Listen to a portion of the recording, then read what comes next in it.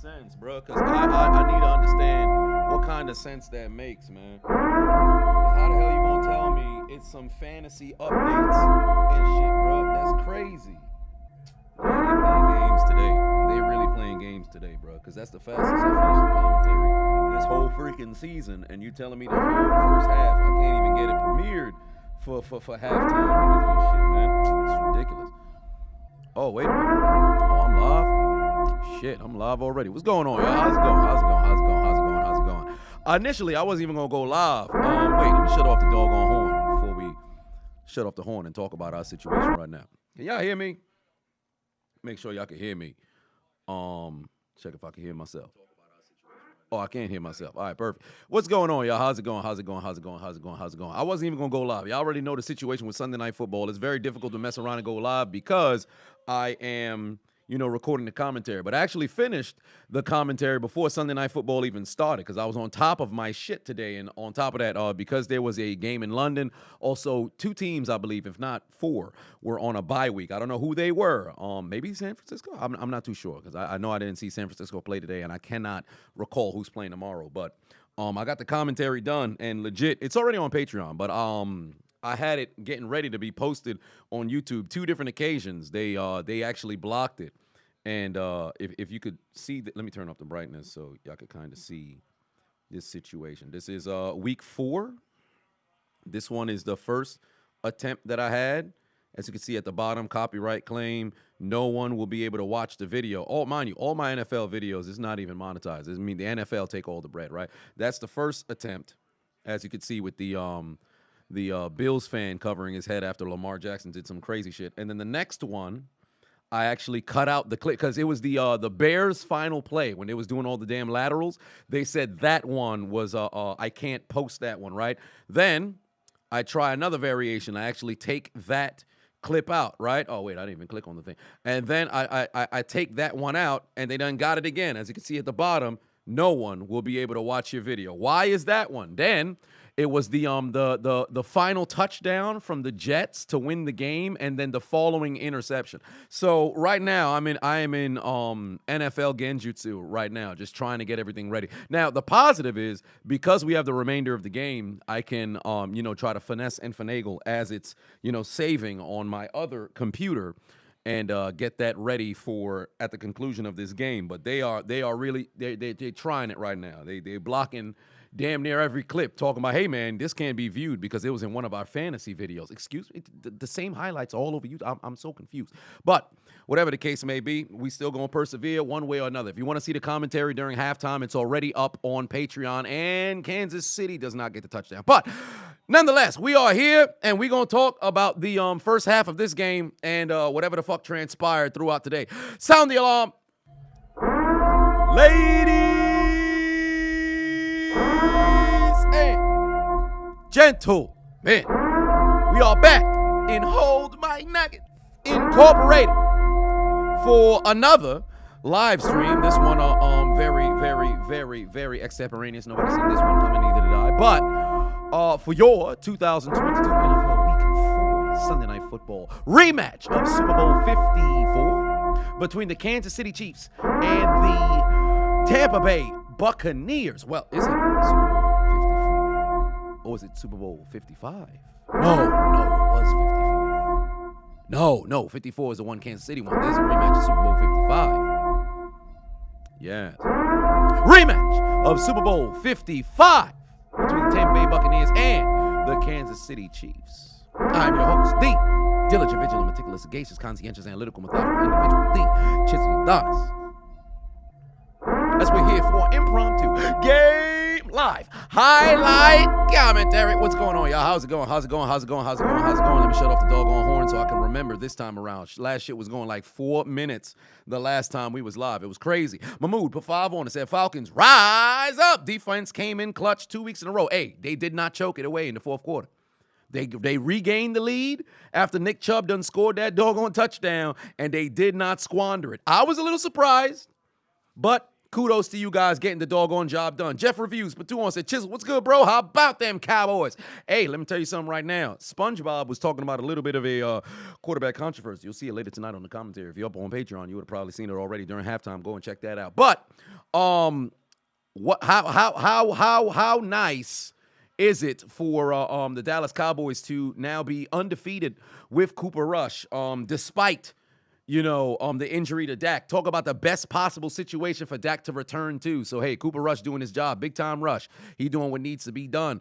I want to make sure I didn't miss one. LeGreat Patuon said, did I see what happened to AB? Yes, I'll leave it at that. Corey Patuon said, hold my nuggets, suck my dick. What's going on, Corey? How's it going? Jeffrey put 5 on and says, shedding tears because my Ravens became the Falcons. Hey, man, I don't know what the fuck the Ravens was doing in the final moments, but let me tell you something right now. Oh, good Lord. Somebody tried to go over the pile and absolutely fail. Touchdown, Kansas City Chiefs.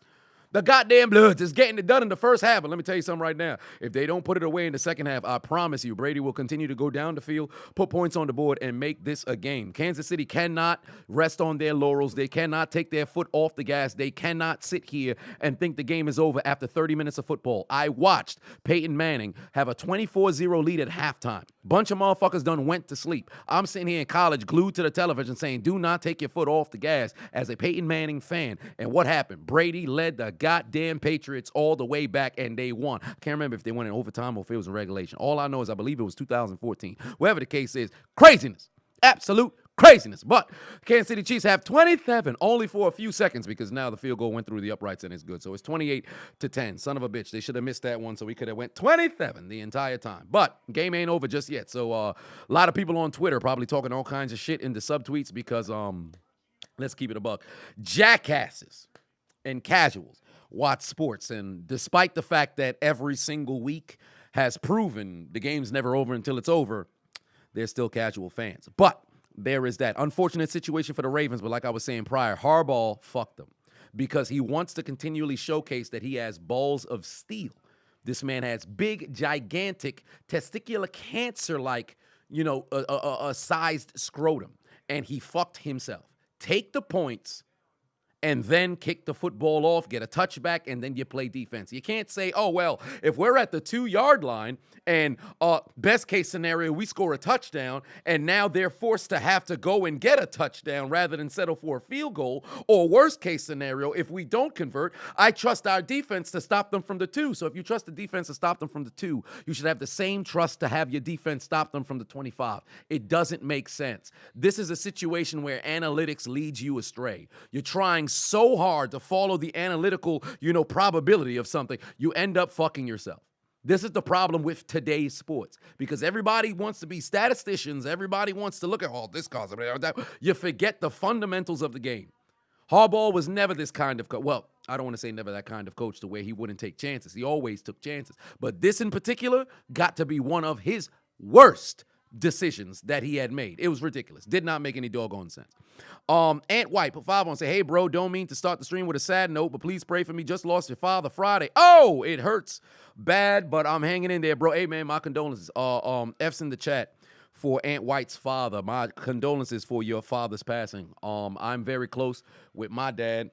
I was actually with him yesterday. I'm going to be with him, tomorrow. So I know how tough that may be. I know a couple of people whose father actually had passed over the course of the past 2 months. I believe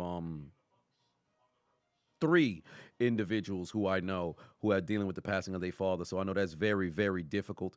I'm not going to sit here and tell you, hey, hang your head. Things are going to be great and all that. You're going through grief. It's only been 2 days, so it's going to be very difficult. But all I can say is live your life honoring him. When you look yourself in the mirror, you will see him.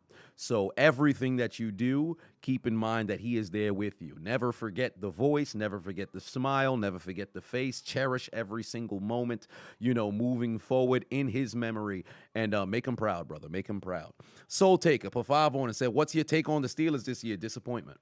Absolute disappointment for Pittsburgh because the 3 games that they played, or I should say the 3 games that they lost, is they've beaten themselves. Against New England, that's a winnable game. They lost that game because of their inability to, for one, protect the football, but then two, vertically go down the field. They did not necessarily attempt to go vertically down the field against New England, and that cost them. The game against Cleveland, we were absolutely anemic to throwing the football deep down the field. It was just check down season left and right. And then now against the Jets with a 10-point lead in the fourth quarter, all of a sudden we've turned into the Atlanta Falcons in Super Bowl 51 and did not attempt to run the football. Then in the moments in which we did, for whatever reason, we kept trying to do stupid things. Kenny Pickett's second to last interception that was tipped by Freiermuth, that's a pass that should have never been thrown. This ain't college. This is the pros. You don't take chances like that. Either one, throw the football away, or two, drop yourself on the floor, give yourself up, take the doggone sack, take some time off the clock. It's 3+ minutes remaining. You're up by 10. Does not make any sense. Absolutely does not make any sense. I didn't understand that whatsoever. So that was very, very disappointing. But over the course of the past 3 years, that's been Pittsburgh Steelers football. Even when they went 11-0 and then ultimately collapsed at the end of the 2020 season, offensively, it was the same problem. So until they cure that offensive problem, they're never going to be able to move forward. On top of that, the third down situation over the course of the last 3 years has been absolutely ridiculous. You cannot get off the field on third down. It doesn't make sense. It truly does not make sense. For a team that's magnificent when it comes to pass rushing, absolutely suck on third down. Just does not make any sense. The run defense actually showed up until we actually needed them to make stops. So for Pittsburgh, it's utter disappointment. That's the problem. That's the biggest problem. I'm out of focus. My apologies. Let me get myself, back. Matter of fact, let me lock this and take it off of autofocus. I'm gonna leave it on manual. I think I'm crystal clear now. But yeah, so there is that. That is the disappointment of Pittsburgh thus far. I'm still optimistic they can turn things around, but we should be number one in the division, undefeated right now. Hell, 3-1 at best.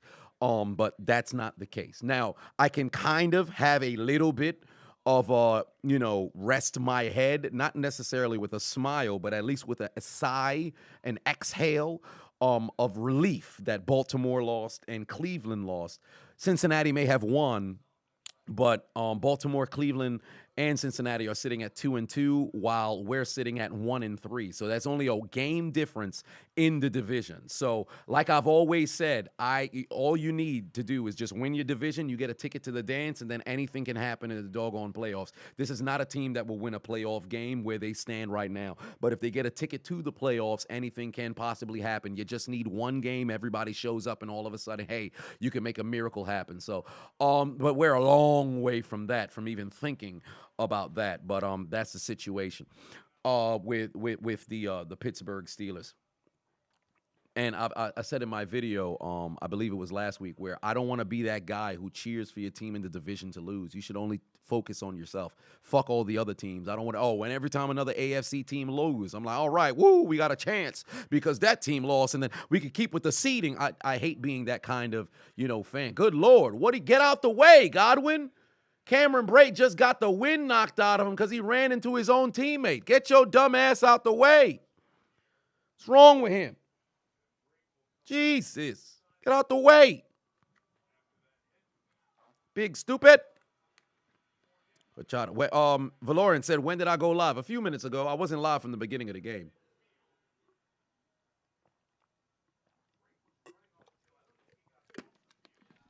People will ask, why is my water green? I have some liquid IV in here. I've been freaking trying to get a sponsorship from these assholes, but it's not happening. We can sponsor the Call Her Daddy podcast, but not the Chiseled Adonis. Fuck you, liquid IV. I take that back. Sponsor me. Lord knows I could use the sponsor. Who do I think is a better quarterback right now, Mahomes or Brady? Mahomes. If you ask me right now, Mahomes. Mahomes, when you talk about the best quarterback in the league, you have Mahomes, you have Rodgers. Lamar Jackson is playing at that high level as well. I don't think Brady is head and shoulders the best quarterback playing right now. Now, if we talk about career, whoa, Brady is not cooked. Mask on or off, don't do that. Brady is not cooked. He is not cooked. Stop it. But Mahomes right now, you have Allen, who's also playing at that high level as well. A lot of guys, but it's early in the season, so I'm not going to dictate anything to, this particular season and attach it to this. But if I look at the last 2 years combined and the bulk of work of the past few seasons, dating back to like 2020, Mahomes, Allen's taken a step forward since Diggs has showed up and everything. Brady is aging. Yes, I did say Brady would have I don't think he's going to fall off the cliff or anything like that. But it's a tough season right now. He's not having a good time. But at the same time, you got to consider, weapons have been out, suspensions to Mike Evans, injuries to Chris Godwin, Julio Jones' body is just simply giving up on him, things of that nature. So, but between the two, Mahomes and Brady, I can confidently say Mahomes is playing as the better quarterback right now, but that doesn't say that Mahomes is better than Brady. He's got a better. It's 7 championships to 1. He's only been to 2. Shut up, you casuals. You understand what I'm saying? Right now, just look at the eye test. Mahomes is playing better football than Brady. That doesn't make Brady washed. That doesn't mean Brady's not capable. That doesn't mean that Brady's career isn't adequate. Just let's look at context. Herbert is playing very well right now as well. Josh Allen, I would argue Josh Allen is him and Lamar Jackson are the front runners for MVP. But it's way too early. Again, MVP race does not necessarily, create it. I shouldn't say create it. It doesn't become prevalent until midway through the season. I don't like that very early MVP. But if, for the sake of conversation, if I wanted to entertain it, it was between those two. Jesus Christ says, how quickly should we fire Harbaugh? You talking about you talk about Jim Harbaugh in Michigan? They're ranked number 4 in the country. You talk about Baltimore.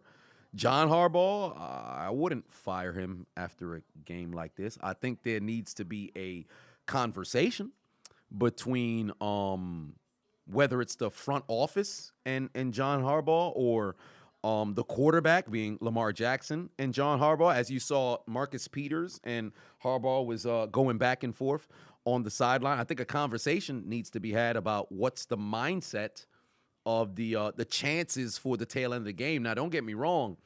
Harbaugh is also kind of a player's coach to where he'll go to Lamar and say, yo, do you want to go for it? And anybody would always say, yeah, or whatever. But I'm pretty sure if he went to Lamar and said, yo, let's go for this, and Lamar said, nah, let's kick the field goal, I don't think there's about to be a jawing match back and forth between the two. So I think if it was me and I was Lamar Jackson, I'm pulling Harbaugh to the side like, yo, 2 years ago, we were rolling the dice. Some worked, some didn't. Last year, we rolled the dice in 3 of the final 6 games, resulted in a 6-game losing streak, and ultimately missed the playoffs after starting 8-3. You concluded the season 8-9. Injuries to Lamar Jackson and countless others. Nobody had more players on IR than the Ravens last year. But those decisions ultimately cost you games. And now, in a game that you could have beaten the Buffalo Bills, where you squandered 20 unanswered points, you hadn't scored since 3/4 through the second quarter. A conversation needs to be had to where the players pull Harbaugh to the side like, yo, I understand you want to showcase you got big bowls, but listen, fam, every game counts. Although the first month of the season doesn't matter as much as the following months, you can't be taking these L's when you should be winning. So there is that. You don't fuck yourself, Come on, Malsey Johnson in the building. What's going on, brother? I haven't seen you in a minute. Said, what's up, man? How you been? I see you been grinding. I'm so happy that my Giants are 3-1 for the first time since 2004. You keep doing a damn thing. You the man. Hey, I appreciate you, man. Hey, congratulations to your New York Giants. I still believe they are pretenders than contenders. Things look good right now. I want to see what the Giants look like midway through the season. I think this is going to be very, very reminiscent to the mid-2000s, where every single year they started freaking 5-2, 6-2, 7-3, things of that nature, and then fell off a goddamn cliff. But they have a favorable schedule. Thus far, the start of the season has been very kind to them. But of course, we'll find out the kind of football team they are come week 8, week 9, so on and so forth. Black Freakazoid, 5 on, said the team who really disappointing on me is the Detroit Lions. All that Hard Knocks hype. The defense is still, and the defense is giving up 35 points per game. Let's go Eagles. I will say this about the Lions.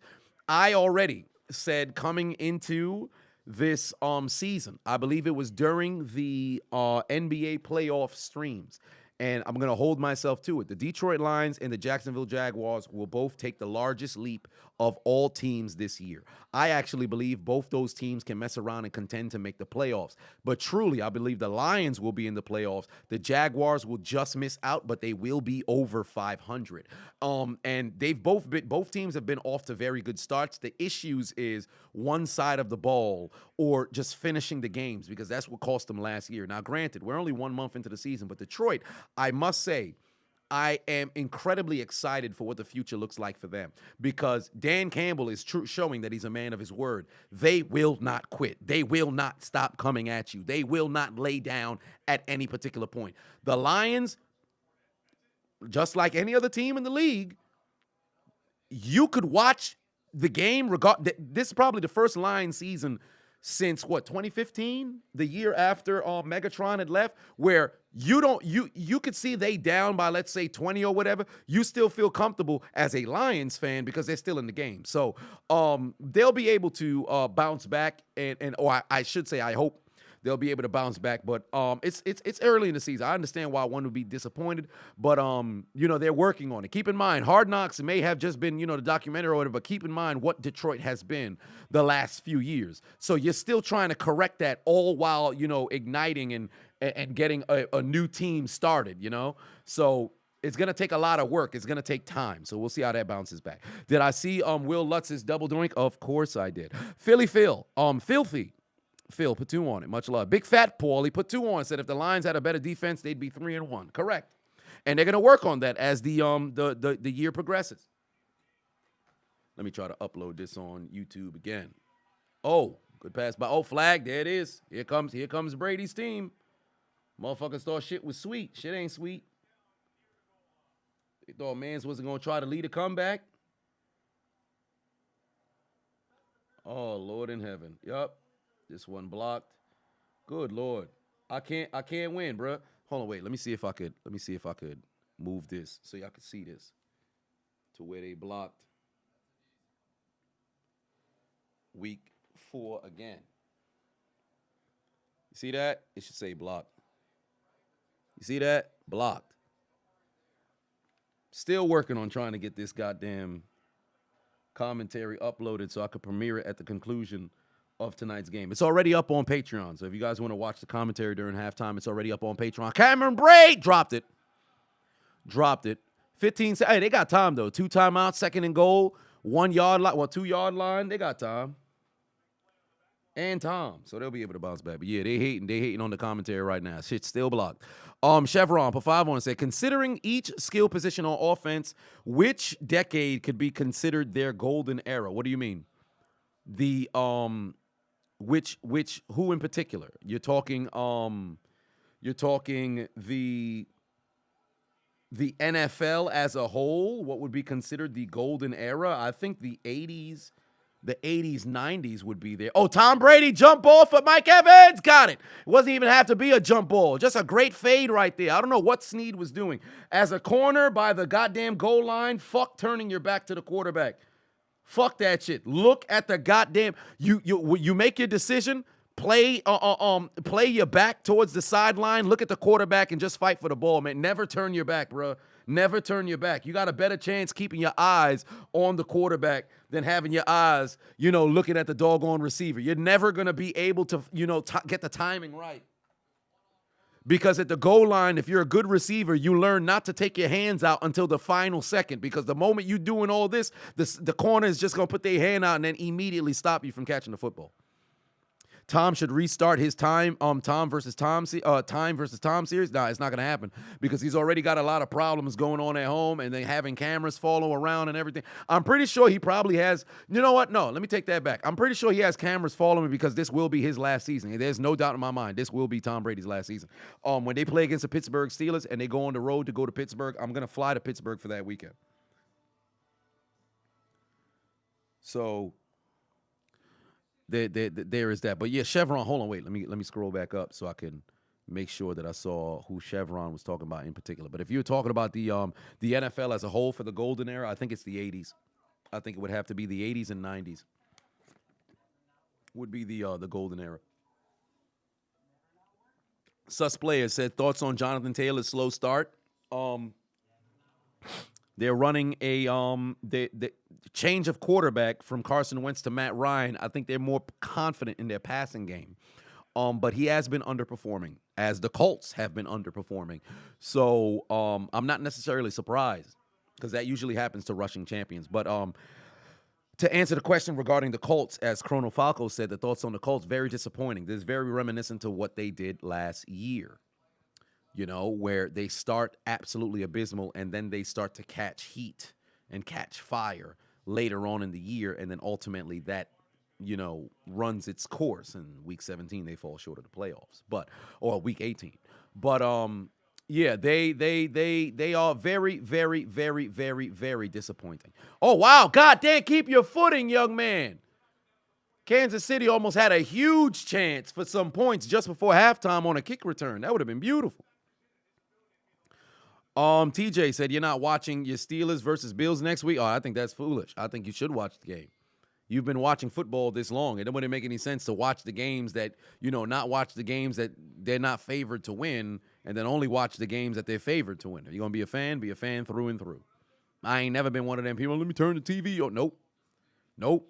Team getting blown out by 50. I'm going to watch every goddamn snap, because that's the ebb and flow in football. That's the up and downs of football. That's what you love about sport. Hell, Zach Wilson talked about it in his presser, where he's like, hey, listen, that's some of the most fun that you'll ever have. Hey, Mahomes better get rid of that football. Well, he's down for a sack now. Go to the half, stupid. Took his ass down. People thought, listen, when I said it was 28-10, I'm pretty sure there was people on Twitter talking all kinds of trash. Hey, man, Kansas City is up by 18. That shit don't matter. It's a 60-minute ball club. It's a 60-minute ball game, pardon me. But yeah, you gotta tune in for all of the games if you're able to watch. Ooh, Maria Taylor out there. God damn. Hey, listen. I don't know why she decided to go and wear some pants today. Whatever the case may be. She still is quite the fox, yes. Preston put 2 on, said, what can the Steelers do to stop getting on the L train, stop beating themselves? Football is a game of inches. Unfortunately, those inches are being inserted into the Pittsburgh Steelers. I will say this. There are minor things that are costing them. For one, dropped interceptions. If Cameron Sutton catches the pick against the Patriots, Pittsburgh wins. In the game against the Browns, somebody dropped. There was like 2 interceptions that was dropped. I forget the name. Who in particular dropped the pick, but it was right in their hands. I forget. Somebody could remind me. And then today, Minka didn't get his foot down for one. Sutton ultimately was able to catch one. And there was another that was like, Wilson threw it right into man's chest and he dropped it. But Pittsburgh, it's a game of inches. They're fucking themselves. That what needs to be fixed is discipline. That's what needs to be fixed. Sus said, do I think there are must-win for certain teams early on in the season? Must-wins for certain teams? At this stage in the year? No. Week 6 is when I believe the must-wins will kick in. 40 Cal said, she tall as fuck, though. What that mean? She's 6'2". What that mean? When she puts on heels, she's going to be towering over me. Who cares? Who gives a fuck? KT Chris said, you going to send Hook and Chris Benoit to run up on the Commanders and the Pittsburgh Steelers. You should. You definitely should. The Saints, double doink, cost them the W. Joe Fly said, Patuan said, we will never see a QB with more juju than Brady. I see what you did there. But I don't think you, well, in this lifetime, actually, no, I completely disagree. I actually disagree, because Brady winning 7 championships sounds crazy now, but I'm not even going to lie to you, dog. I think in our lifetime, let's just say we live an additional 60-some years, right? So Where would I be in 60 years? I think I'd be 88. Let's say we all lived 60 additional years. I think we will see a quarterback win 8 championships. Why that is? Not because there'll be a coach like Belichick who will have, a stranglehold on a team and all this other stuff. Because of how the game has changed offensively. I'm not going to say your defense don't matter, but if you have an offense that can put up a ludicrous amount of points, right? And a defense that ain't amazing, but can make stops here and there, you got a chance in today's NFL. Today's NFL is weird, bruh. Today's NFL is weird. Wouldn't y'all agree? It's kind of weird. Because if you're a very good defense, but your offense sucks, you can't win.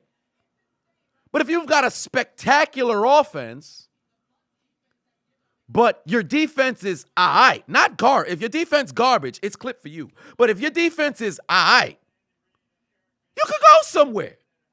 It's so because the rules favor the offense so much. Now, the rules favor the offense so much now to where if things looking bleak for you, just tell somebody run down the middle of the field. You just go and launch that sumbitch as far as you can.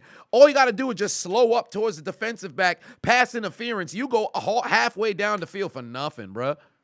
So since that's the case, it's like now, before you needed a defense, now you don't necessarily need the defense to be great. They just got to be competent.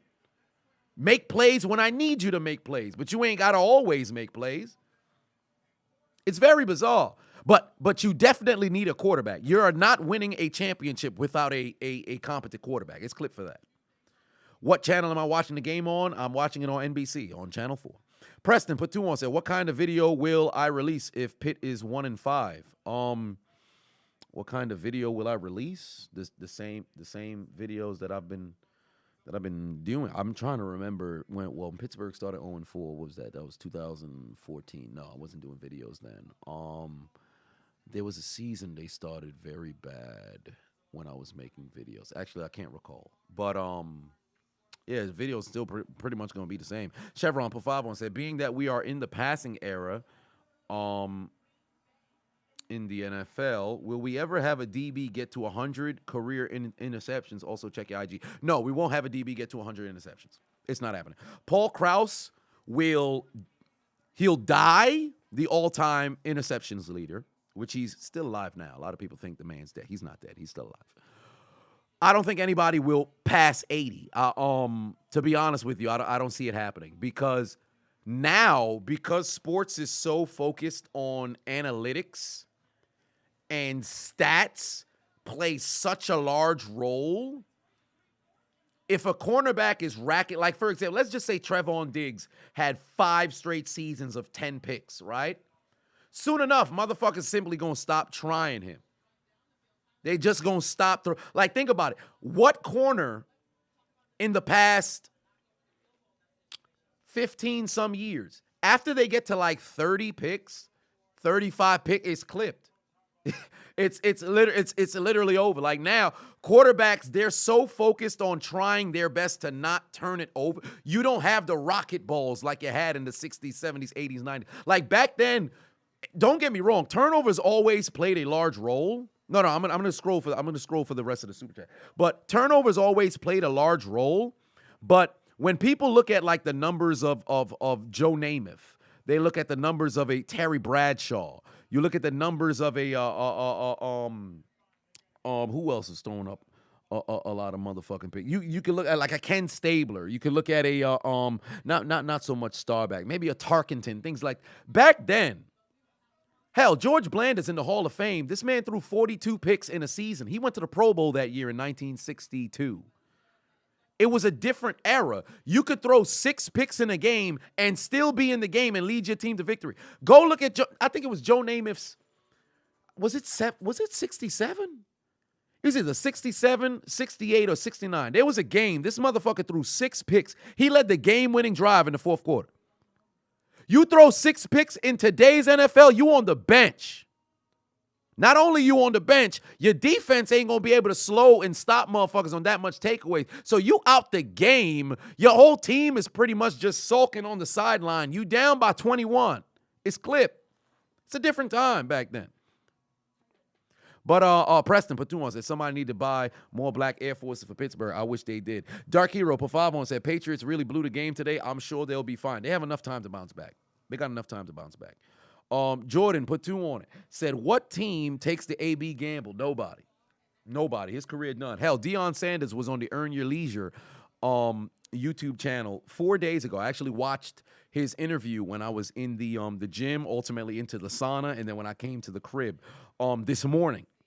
And he said AB is deserving of the Hall of Fame, but he ain't gonna get it because all hell would break loose if they were to invite him to the Hall of Fame. I'm like, you know what? That's absolute facts. Don't get me wrong. AB, him, Julio Jones are 1 and 2 or 1A, 1B of this generation.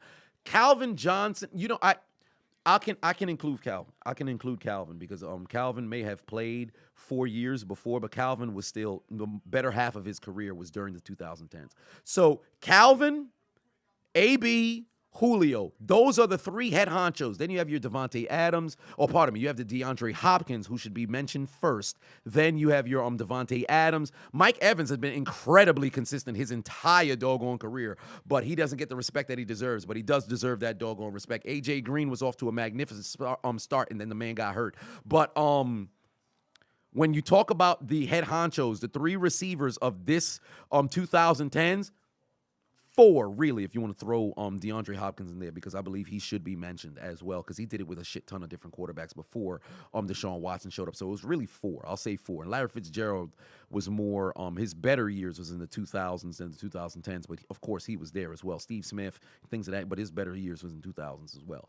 So of those 3, they all 3 should be Hall of Famers, but AB's going to miss out because of his fucking antics. That's what's going to fuck him. AB's going to miss out because of his antics. I can't believe Rod Bod said Cole Beasley. Listen, do me a favor. Go to the bathroom. Look yourself in the mirror. Slap what you see. Let's see here. What else? Did I miss any other supers? No, I did not. Oh, Jesus Christ. We got some new ones coming in, and I see Henry's name. MDJ, put 2 on it. Said, sorry for coming late. Thoughts on the Patriots law? No, damn it, I was late too. I initially wasn't even going to go live, but I finished the commentary early. So I said, damn it, I'm in the crib. Why not? But thoughts on the Patriots loss? I will say this. No Mac Jones. Brian Hoyer gets hurt. I already done forgot this man's name. It was Zappy? Zap. I don't know what it is. But that brother played a good game. Great job by the Patriots defense, I might add as well. The defense balled the fuck out. Don't let the 27 points on the board fool you. That defense played a hell of a goddamn game. Because for all intents and purposes, they should have got fucking torched. But great job from the Patriots. But it was just an unfortunate sort of situation. Because consider, first possession in overtime, the Packers did nothing. The Patriots got the football back damn near at the 50. The Packers defense did their job, and then Aaron Rodgers put together a goddamn drive. So you got nothing to be ashamed of. Nothing to be ashamed of. But in overtime, they had a chance because that defense balled the foot. There's only so much you can ask to slow down a 4-time MVP, but 2-time back-to-back reigning MVP. There's only so much you could do. So for the Patriots, hey, man, no big deal thus far. I don't want to say, being 1-3 absolutely sucks, but, it's still early in the season. Still very early in the season. Henry put 20 on it. Said, "Sup, Chiseled, stroking my beef while eating bean." Wait, what? You're stroking your beef while eating Ben and Jerry ice cream. Your brother is, he's not going to walk straight after it's done. What does that? Whoa.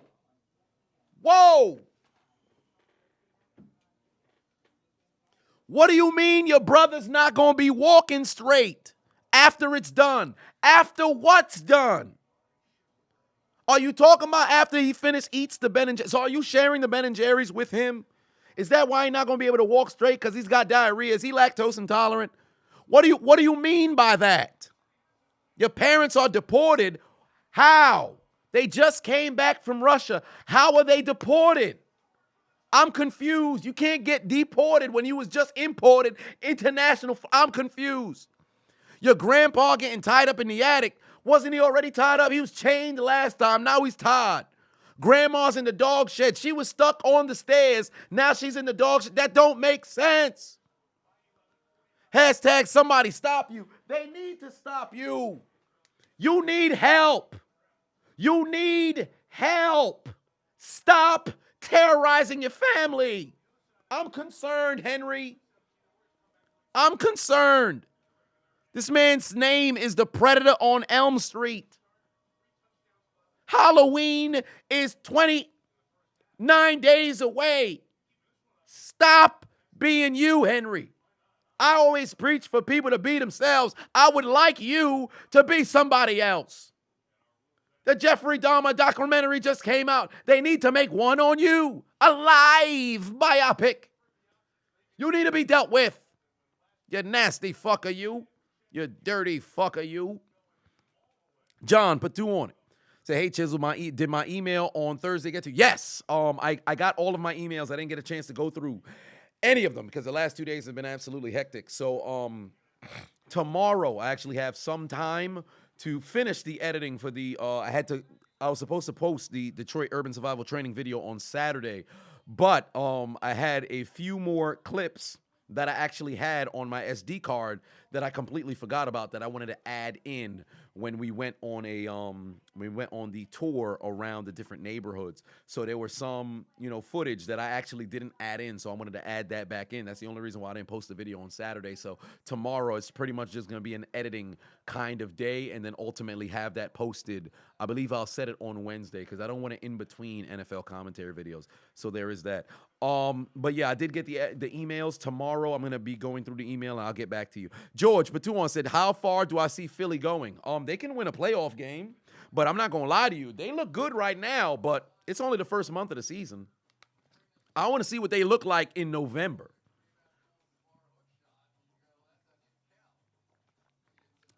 EO said, I heard the Pats defense gave the offense hell during training camp. Oh, that's what you meant. I wouldn't be surprised. I would not be surprised. Jesus Christ, what? How? Yo, what is the NFL doing? They blocked this one too? Why? Dude, this is getting me tight, bro. What is this last-minute fantasy advice and injury? What is going on? What? How? Yo, what is this video, bro? Fam, they blocked it again. Come on, son. This the 4th time. What is this what? Nah, the NFL is wildin', bruh. There's some video called, hold on, wait, I'm about to Google this shit. Well, I should say YouTube this shit. What is this video? This doesn't make sense. Last minute fantasy advice and injury updates, fantasy game day. What? Boy, you can't block every highlight, bro. This don't make sense. This literally don't make sense. I don't understand. What is this video? NFL fantasy football?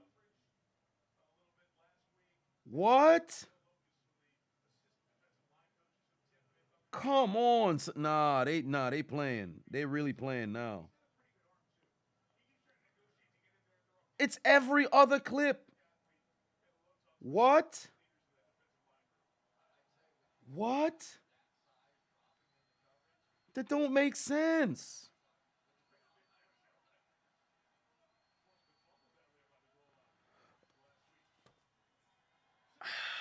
Good Lord, son. I don't understand. I really don't understand. we need Chris in the in to get him in the death note. Ain't that the truth? MDJ put 5 on and said people are sleeping on the Patriots. They went toe to toe with one of the best NFL teams, Ravens and Packers. That is correct. Henry put 2 on and said Netflix make a documentary about me for real.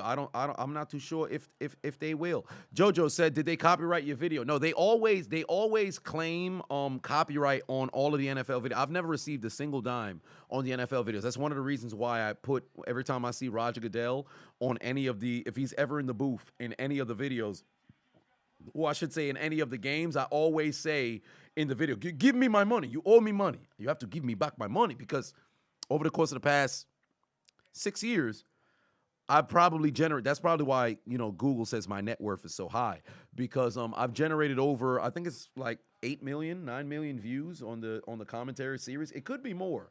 If I were to count, other social media platforms, but I've never received a single dime on any of them. But yeah, they've always taken all the monetization, but they would at least let me post it. Like now, it's just random, like any highlight, they would just block it when I'm trying to upload it. That's the only reason why most of the time it gets uploaded at the end of the game, at least on Sunday Night Football. So it's very confusing. I'm actually legit trying to figure that out. Preston put 2 on, said, who do I have winning tonight, Chiefs or Bucks? I actually have the Chiefs winning this game. It's been 6 years. Yeah, it's been 6 years. Swipe left said, my net worth is $5 million. Stop it. I'm so confused, bro. They said it was Lamar Jackson's. How can it possibly be?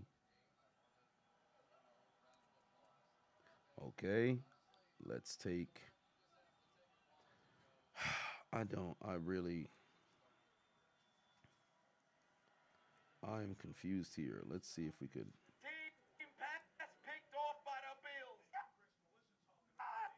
Let's move this.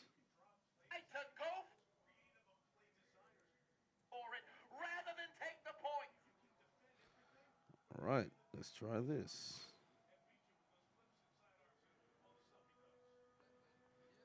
This is. I am. Could it be the third party submitting false claims? No. It is the NFL. It is the NFL. That's the unless it's the NFL, because it says the NFL, but it could be that fantasy channel that they have. But it's not a third party. It's definitely the NFL. It is the yeah, the copyright owners is the NFL. Like it keeps saying last minute fantasy advice. Y'all probably can't see it, but it's in the middle. I highly doubt y'all can see it from this distance, but it's last minute fantasy advice, and as you can see right there, says it's the NFL. So I gotta try to figure out why. Let me get rid of this. Try to cut that.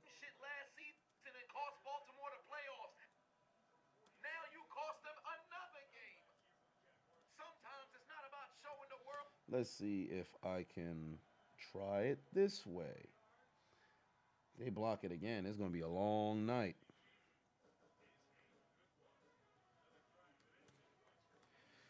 Oh, boy. To be a content creator.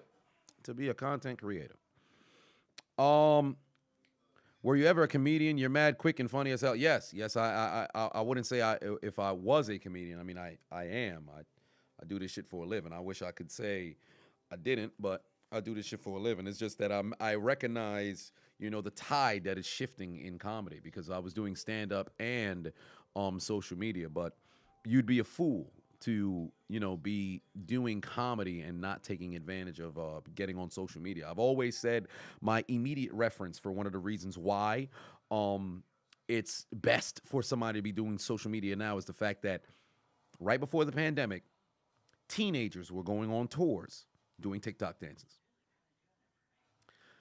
There was a 16-year-old, I think, Charlie D'Amelio, literally going on tour.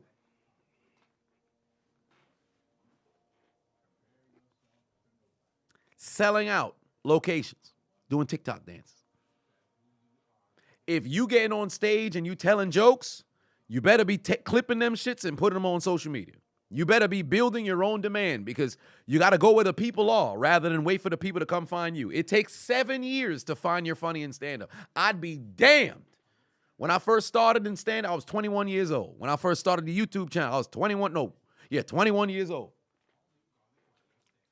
I'd have been sitting here at 28. If I was only doing just stand-up, I'd have been broke than a son bitch. I'm broke now.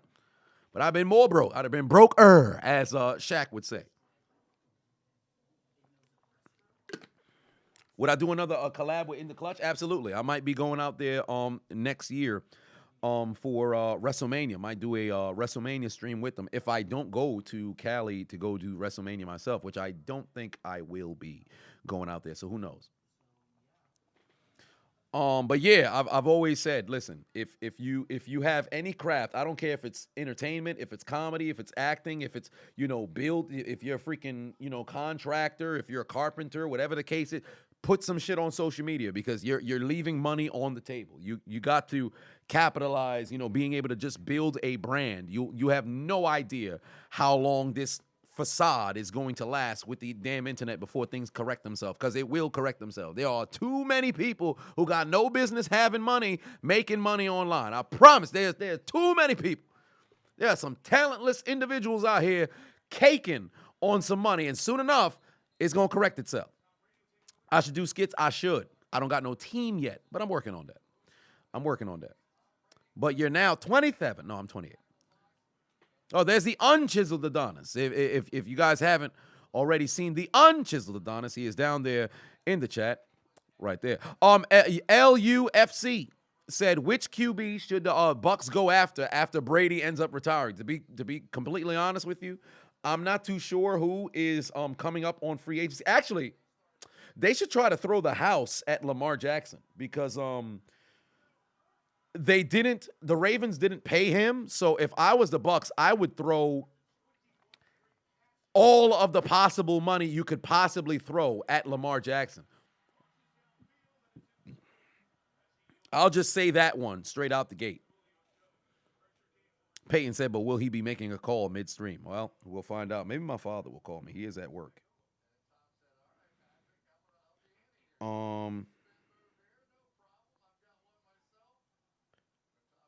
Oh, now they finally, now they finally send me the, it's absolutely the NFL. I just started getting the blocked emails. Hold on, wait. Oh, wait, let me put it on the autofocus so I can see it. See that?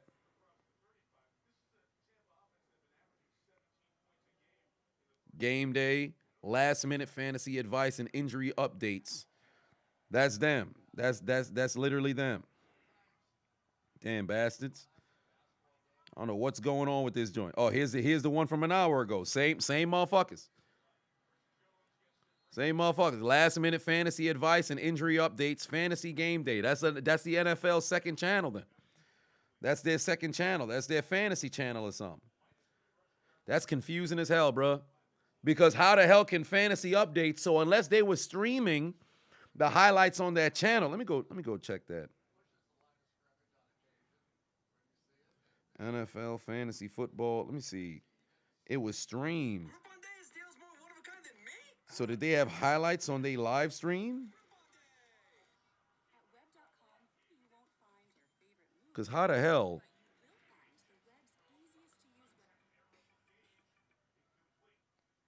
I think they were streaming. No, they're showing highlights. It's NFL game day.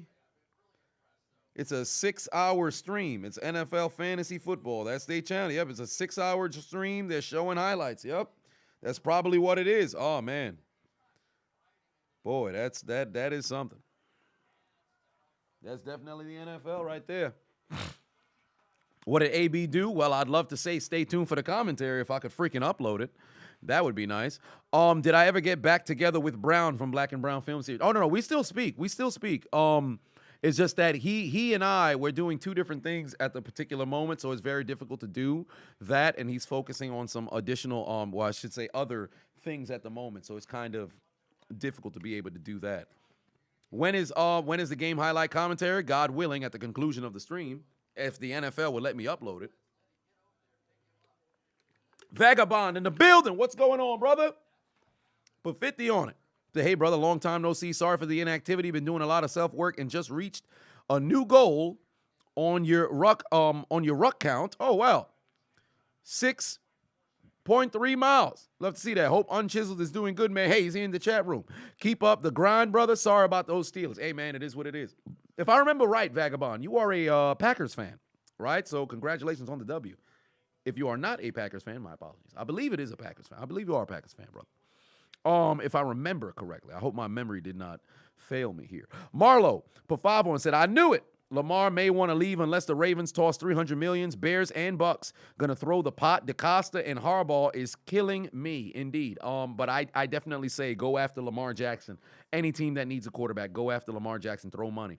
Black Freakazoid said Tyler Hero just got 4 years, $130 million, and I actually say well deserved because last year's playoff run disappointed me. This year's playoff run, the brother was hurt, and he still tried to play hurt. So that shows that he has a little bit of gumption. But I need Miami to stay healthy. What really bothered me was P.J. Tucker leaving. But it is what it is. Ultimately, somebody throws you a 3-year deal when you're 37 years old. You take that shit. So there's that. Commanders lost today, and it sucked. It absolutely did suck, and so do they. Jabbar said, how come you don't make any money on the NFL commentary? Because the NFL, they claim all of the content. So because they claim all of the content, they literally, it's monetized for them.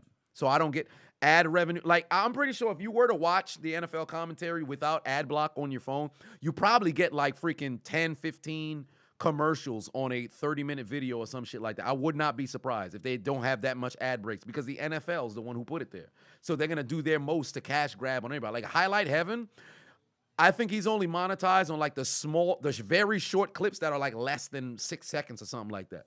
But then the rest of all the other highlights, there's not a single dime. Urinating Tree, I believe he too, despite the fact that he has all that transformative content, the fact that he's using the highlights, he too, not a dime on those content. You get more money, or I should say you actually get money from your own independent content, not the NFL. I've never received a dime on that shit. It's like 15 ads. Yeah, Judo stops and said like 15 ads. Oh, that's the channel.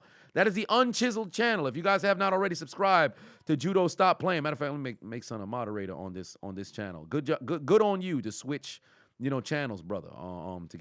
To get that done. But yeah, y'all go subscribe to Judo Stop Playing. That is the Unchiseled Adonis channel that has yet to have any content, but it will in due time. Jovan, always showing up. Jovan in the building. Put 100 on it. Said the Packers played a hard-fought game. It literally came down to the wire. It was back and forth.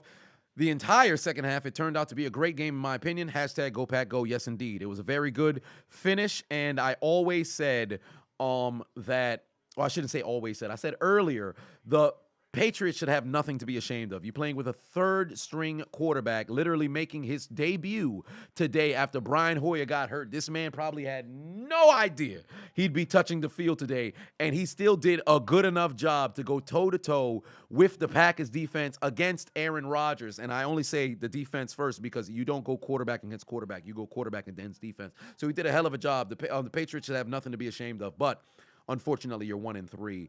Vagabond said, I will always be a cheesehead. It was ugly today, but we did it. Indeed, you guys did. Big Boy Blue put 5 on it. Said, can we admit that Cousins is one of the worst QBs in the league? No, he is not one of the worst QBs in the league. He is an average quarterback. He's consistently inconsistent. He's Eli Manning without the rings. That's who Kirk family member cousin is. Actually, no, that's a little bit disrespectful to Eli Manning because Eli Manning in the fourth quarter actually was a above average quarterback, despite the fact that the first three quarters he was a average quarterback average quarterback, and then slightly above average quarterback in the fourth quarter. Hence why Eli Manning is literally Ryan Fitzpatrick and Eli Manning are like one and the same. Eli had those 2 years of playoff success and then virtually absolutely nothing in the remainder of his year. Like, that's one of the reasons why I say Eli's not a Hall of Famer. I don't give a fuck what you did those 2 postseasons, but he had 4 good regular seasons and then 2 spectacular postseasons within 2 of those 4 great regular seasons. So, no, but that's a conversation for another time. Cousins is not a bottom 10 quarterback. He is in the middle of the pack. That's literally who he is. Who's the worst quarterback in the league? The worst quarterback in the league. I would have to let me go team by team. In the AFC East, Oh, great pass by Mahomes over there. Keep the football. AFC West is completely disqualified because everybody in those, they got some good quarterbacks over there. NFC West, Jimmy G, Geno Smith. Jimmy G, Geno Smith, Matthew Stafford, Kyler Murray. I wouldn't put any of those at the complete bottom. Worst quarterback. NFC South, Carolina. Ooh, Baker Mayfield. I wouldn't put Baker as the worst in the league. Jameis Winston, Andy Dalton. Tom Brady, no. Marcus Mariota. Then if I were to go to the North, Kirk Cousins, Aaron Rodgers, Jared Goff, Justin Fields. Oh, take a shot to the end zone. Oh, they about to have a flag. No flag. Feet got tangled. Good job, ref. NFC East, Daniel Jones, Jalen Hurts, Cooper Rush, Dak Prescott, and then Carson Wentz. Wentz is playing absolutely abysmal, so I can throw him into the pool along next to Baker Mayfield. Marcus Mariota, I wouldn't say he's amongst the worst, but he's definitely not in the best. I think I could put him in that pool too. In the AFC South, Davis Mills, Trevor Lawrence, Matt Ryan, Ryan Tannehill. Tannehill's not really playing the best, but I wouldn't put him as the worst. And then in the AFC East, Mitch Trubisky, I can definitely throw him in that pool. Kenny Pickett just played his first game, so he's not eligible yet. So then you have Mitch, Lamar, no. Burrow, no. Jacoby Brissett, you could put him in that pool of that 5. And then, well, that's the AFC North, not the East. Zach Wilson just came back. Flacco, I wouldn't put him in that elk. Oh, good pass by Mahomes. Make a man miss. Can you? Oh, he got to the 5. That's a first down again. In the East, Tua, no. Mac Jones, no. Josh Allen, of course not. And then the AFC South, I did that. North, I did that. West, okay. So the bottom 5, Wentz. Oh, wow. Daniel Jones, shit. No, I don't think I'd put, boy, Jones kind of, no, I didn't mention Baker. So Baker, Justin Fields not playing great football either.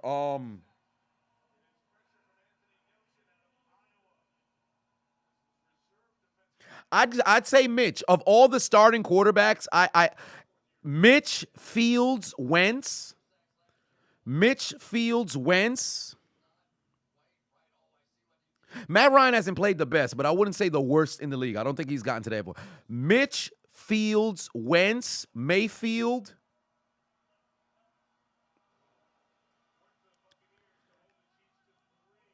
Mitch Fields Wentz Mayfield. Good pass. Touchdown, Chiefs. I don't want to say Davis Mills. No, Lance broke his damn ankle. We can't go him. Boy. I don't want to say Goff. I would say Trubisky is the worst of all of them. But I think the bottom 4, Mitch, Fields, Mayfield,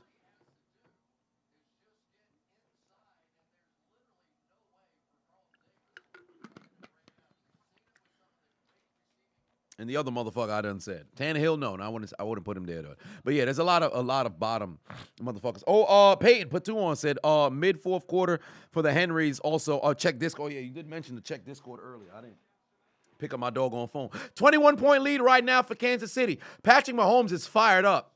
He really wants this W against Tom Brady. Rightfully so. But again, like I said, Kansas City can't afford to take their foot off the throttle. Good job. You got yourself 10 points in the 3rd quarter. Do not let this be the final points that you score, because I promise you Brady will continue to attack. Yeah, and Mariota, Goff is just mid. I would agree, but Goff is in that bottom 10. But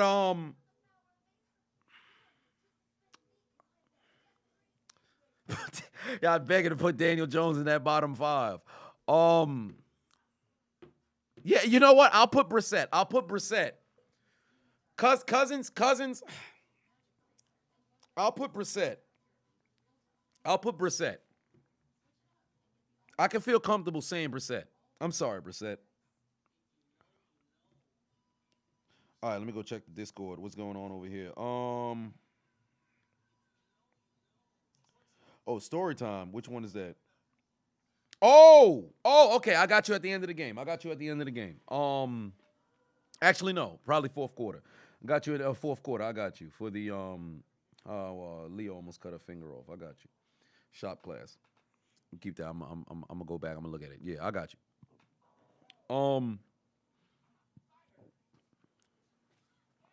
But yeah, right now Tampa trailing 38-17. Oh, did the video save? Okay, it should be saving right now. It should be done so I can upload it to YouTube.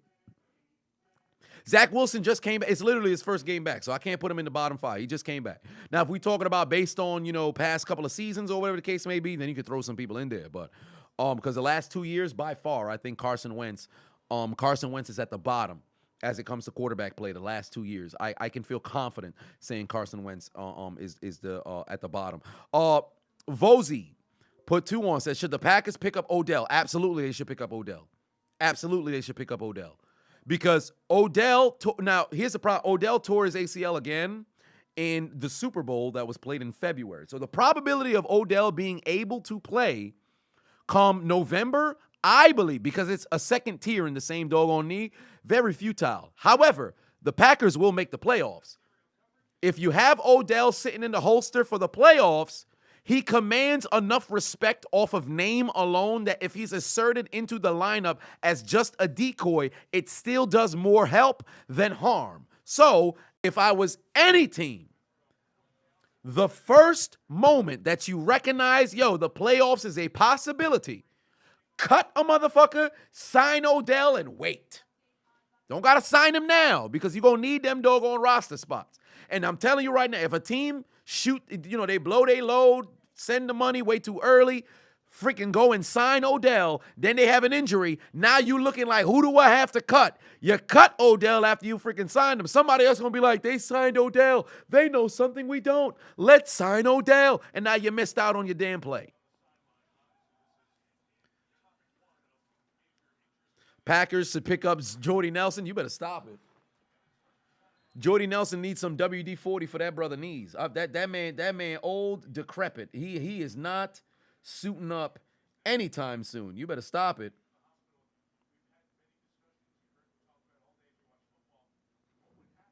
Which current NFL player could I see making a smooth transition into the WWE and becoming a future world champion? Future world champion from the NFL? Well, for one, if you want to talk about believability, Aaron Donald as a heel with Paul Heyman. But as for people who've got, the gift of gab in the NFL, no, Gronk is retired. But of current players, who's a great talker in the NFL right now? I couldn't tell you. A lot of people have the physique and athleticism, but I would have to go with immediately Aaron Donald. What a catch there by Mike Evans! Beautiful catch. Oh, that's good football, man. Oh, George Kittle. I'm bugging. George Kittle. Yes, George Kittle, Travis Kelce, Jason Kelce. Thank you so much. Akeem Hicks. Akeem Hicks is funny. He is funny. Jalen Ramsey. No, Jalen Ramsey perhaps. Tyreek Hill, no, it wouldn't be believable for him to become a world champion. Jalen Ramsey can pull it off. Travis, Jason Kelce, both can. George Kittle, absolutely. Matter of fact, Aaron Donald, because of the physique, of course, and he's absolutely believable. But I would say number 1 on the list, George Kittle, and then Aaron Donald, followed by both Kelce brothers, and then Jalen Ramsey. That's my 5. Kyler Murray, stop it. The Watts, well, yeah. The Watts are gigantic. They're not necessarily talking. JJ, perhaps. TJ, not so much. But JJ, probably yes. But I would go there. Trent Williams Trent Williams would be like Omaz. Give me playoff Lenny. Oh boy, there's a hammy. Don't pull your hammy now. Come on now. Listen, there is 19 minutes left in this game. This game is far from over. Arlen Patuan said AB the main event WrestleMania next year. Well, I wouldn't be surprised if AB show up in the doggone WWE. Actually, no. I take that back. If Vince was still running things, AB would probably make an appearance. Now, with what the hell's going on with all of these doggone allegations and these antics and everything, no way he's going to make his way into WWE now, because they are really trying to protect their bottom line and all possible scandals from motherfuckers that's coming out now. They may still be affiliated with people who has, antics, in the past, but now it's very difficult. Jamal Williams, no. He would be great for a Comic-Con, Anime Con, whatever the hell con it may be. Preston put 2 on it, said, what other sports reacts could I do? MLB, I'm going to do the World Series like I did last year. NHL, I'll do the Stanley Cup Final like I did last year. NBA, I'll do the NBA Finals like I did last year. Or I should say this year. I did all of those this year with the exception of MLB. That was last year's World Series. 3 minutes remaining. Hey, Brady's arm is going to need to get iced at the conclusion of tonight. Wow, the play selection today. 4 rushes, 35 passes. Jesus Christ, that's what happens when you fumble on the opening kickoff. Dan Campbell would be hilariously great in the WWE, yes, but he wants to be he wants to coach, and I believe that he should. Good pass by Brady over the middle. Protect the football. Protect the football. Protect the football. Good pickup. Pickup of about 8. Gonna set up a second and short. What the fuck was that English? They're gonna set up a second and short with 2:15 on the clock here in the third quarter. And Ndamukong Suh needs a job in the NFL, in the WWE. Hell, does Ndamukong Suh still play? Is he still playing? Or is he a free agent? He's a free agent right now. Yeah, he's on no team. I was thinking, it's funny. I was thinking about what the fuck is Ndamukong Suh doing 2 days ago? What the hell was this? Oh, wow, grip pass from Brady. Good hands. Inside the 5. Ain't that the fullback? Shit. Yeah, and Ndamukong Suh out here teamless. Sans team, as the French would say. Which is very interesting because this man started every game of his career, and he was actually pretty good for Tampa last year. So I don't understand why he's jobless, regardless of the fact that the brother's 34. That just it don't make no sense. I don't understand that. Hell, if I was Pittsburgh, I'd bring in Ndamukong Suh. Suck my balls. I'd sign that man tomorrow. Gerald McCoy, on the other hand, you can let him go because he's steadily getting hurt left and right. Now, granted, 2 years ago, he played the whole season. But Gerald McCoy, very exceptional guy who's still... Oh, what a hit! Oh, I don't like that. I don't like that at all. I hate those calls. This is exactly what I was talking about earlier. The rules are so geared towards the goddamn offense. You can't do shit on defense no more. Hence why you could have just a decent defense. They're going to flag you for whatever, bruh. There should be no flag there. Fuck that. Oh, boy. Watch. It's going to be shoulder to chest. Watch. It's going to be shoulder to chest. If there's contact with the helmet, I'll give you that. Show me the replay. It's going to be shoulder to chest. Look at the hit here. It's going to be shoulder to chest. It's in slow motion, so you're going to have a bad judgment. Look at the hit here. That's shoulder to chest. Zoom in. I want to see the zoom in. Shoulder to chest. Bam. Come on. It's shoulder to chest. If that ain't football, what is, bruh? If you're going to go up to make a catch, you got to get punished. That's football right there. But it's shoulder to chest, and they flagged that unnecessary. How? Personal foul. How?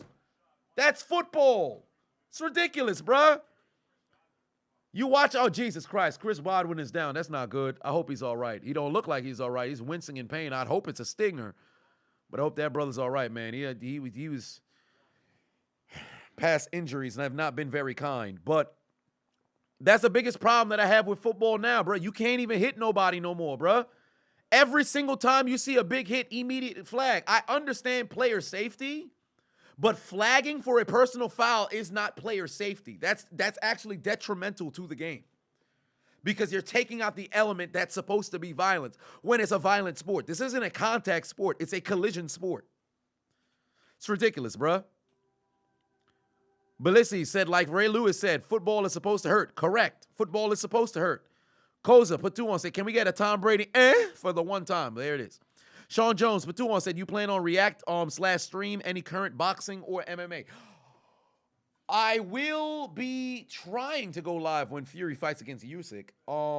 And for MMA, it depends because Saturdays and everything, like now, I just don't want to overexert my voice because I'm going to be going live at least 3 times per week starting this week for recap of what transpired in week 4 following, the remainder of the season because now I have some time to where I can make it work. But as for MMA and probably just the big fights, I'll go live for the final fight, the main event card. I won't go live for the entire card because I don't want to run the risk of messing around and losing my voice. Captain Espanol said a poke will cause a flag. That's a fact. A poke will cause a flag. In this generation of the NFL, it's ridiculous. Timothy put 2 on, said Chris Paul or Chris Godwin. Don't do that. Don't do that. Arlen put 2 on, said, can we finally put robots on the field? No more CTE and tours. Why you said no more tours, man?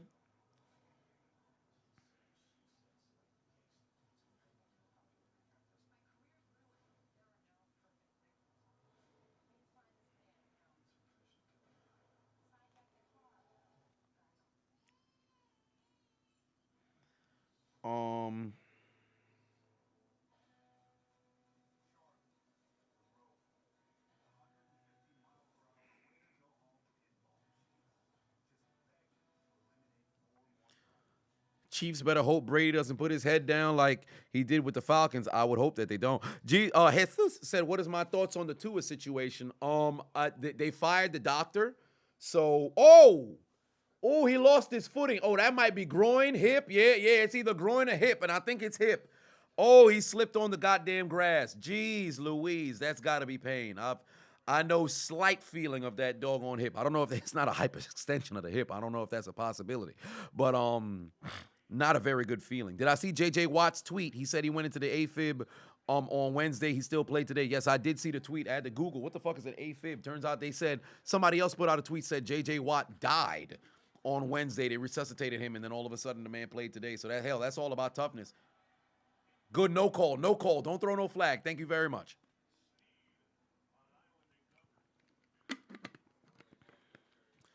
Oh, I'm bugging. How did I just miss this? I missed this one super from Zombie. Oh, no, I missed a few.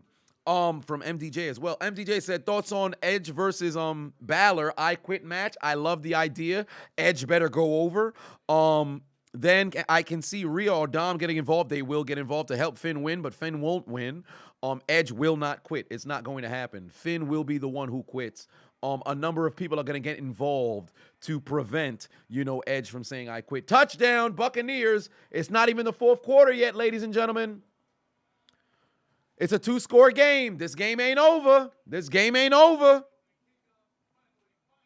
Watch. Turnover from fucking Kansas City. This game completely changes. Zombie put 5 on, said, I'm not confident going into next week's 6 games of the next 6 games of the Steelers. How about me?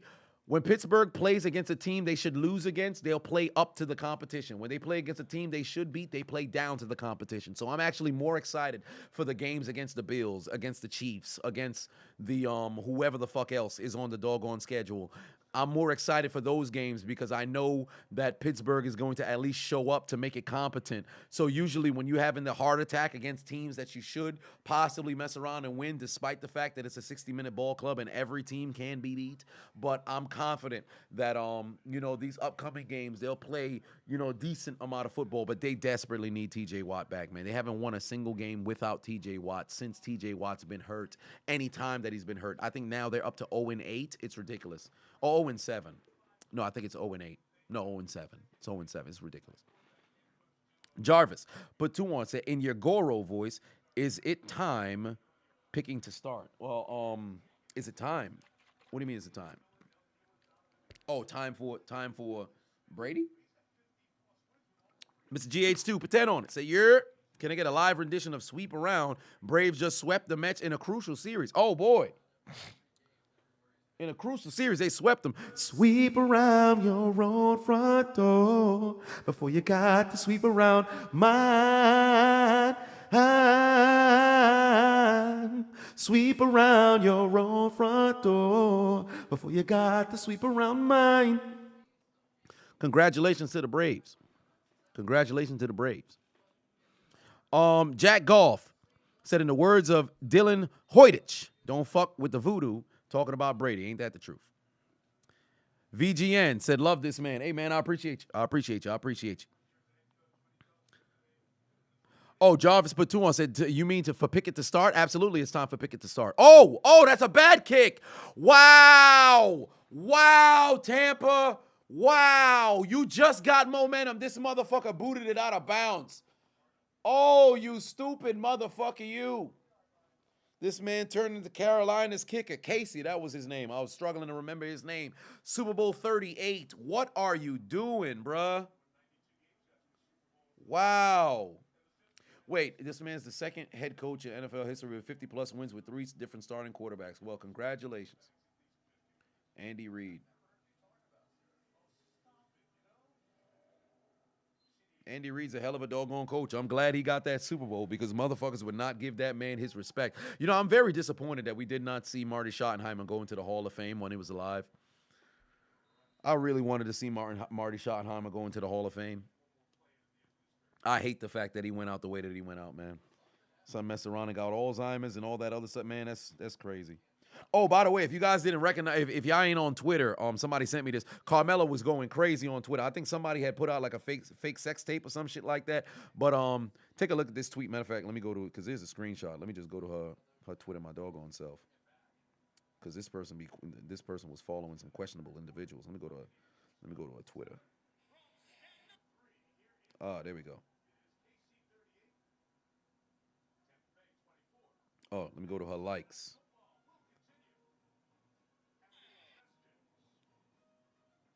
Yeah, I'll go to her likes. Yeah, this Carmela's likes.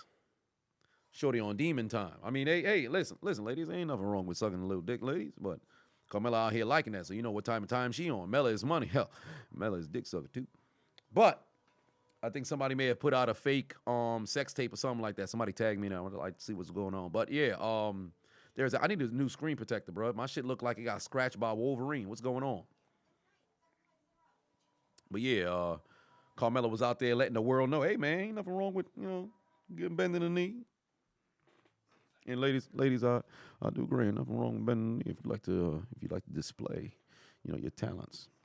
DM me, I'll send you my address. I take that back. I just ain't gonna accept anybody over here now. Motherfucker pull up looking like a whale, talking about you said you was gonna accept applicants. No, it's not going down like that. Mike Wack, put 5 on it. Said, what do I think? Do I think Myles Garrett could be a good wrestler? Absolutely. I think Myles Garrett is an absolute unit of an athlete. That brother can dunk at his big-ass fucking size, jump off of both feet, 1 foot. It's crazy. So Myles Garrett is a complete athlete. Complete athlete. Top 5 teams right now, Buffalo, Kansas City, Buffalo, Kansas City, Philly, because you have to respect Philly. Buffalo, Kansas City, Philly, Baltimore, despite the fact that they lost to Baltimore, Buffalo, Kansas City, Philly, Baltimore, and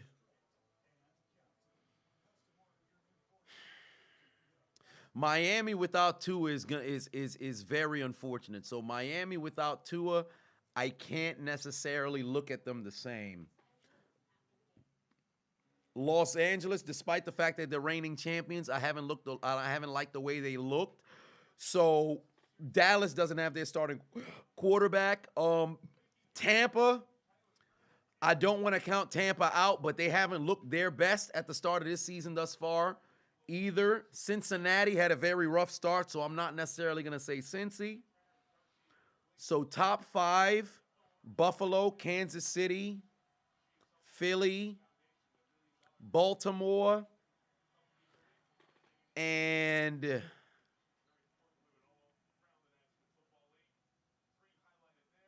I don't want to. No, I will not say Giants. I will not say Giants.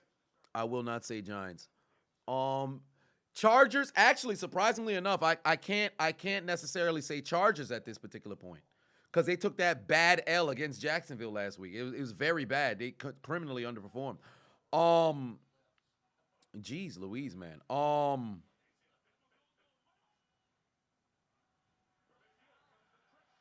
they got Mahomes. Jeez. They got Mahomes. He's down for the count. Oh, he's down. I really don't want to say LA yet. I really don't want. You know what? I'll give them the benefit of the doubt as the reigning champion. So I'll throw LA. No, because if we talk about when teams is healthy and all this other stuff, not just yet. I don't trust the G-man. So I'll throw. No. Packers.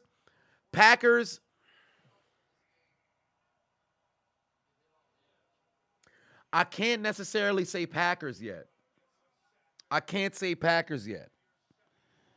Ah, boy, but the Packers have been better than the Rams thus far. I feel more comfortable saying Packers than I do saying the Rams. So you know what? I'll say Packers. I think right now the Packers are slightly better than the Rams. So I'll say Packers, despite the fact that the Packers have no business being better than the Rams. You know what? Yeah, I'll say Packers, but it's too early. They both can be moved.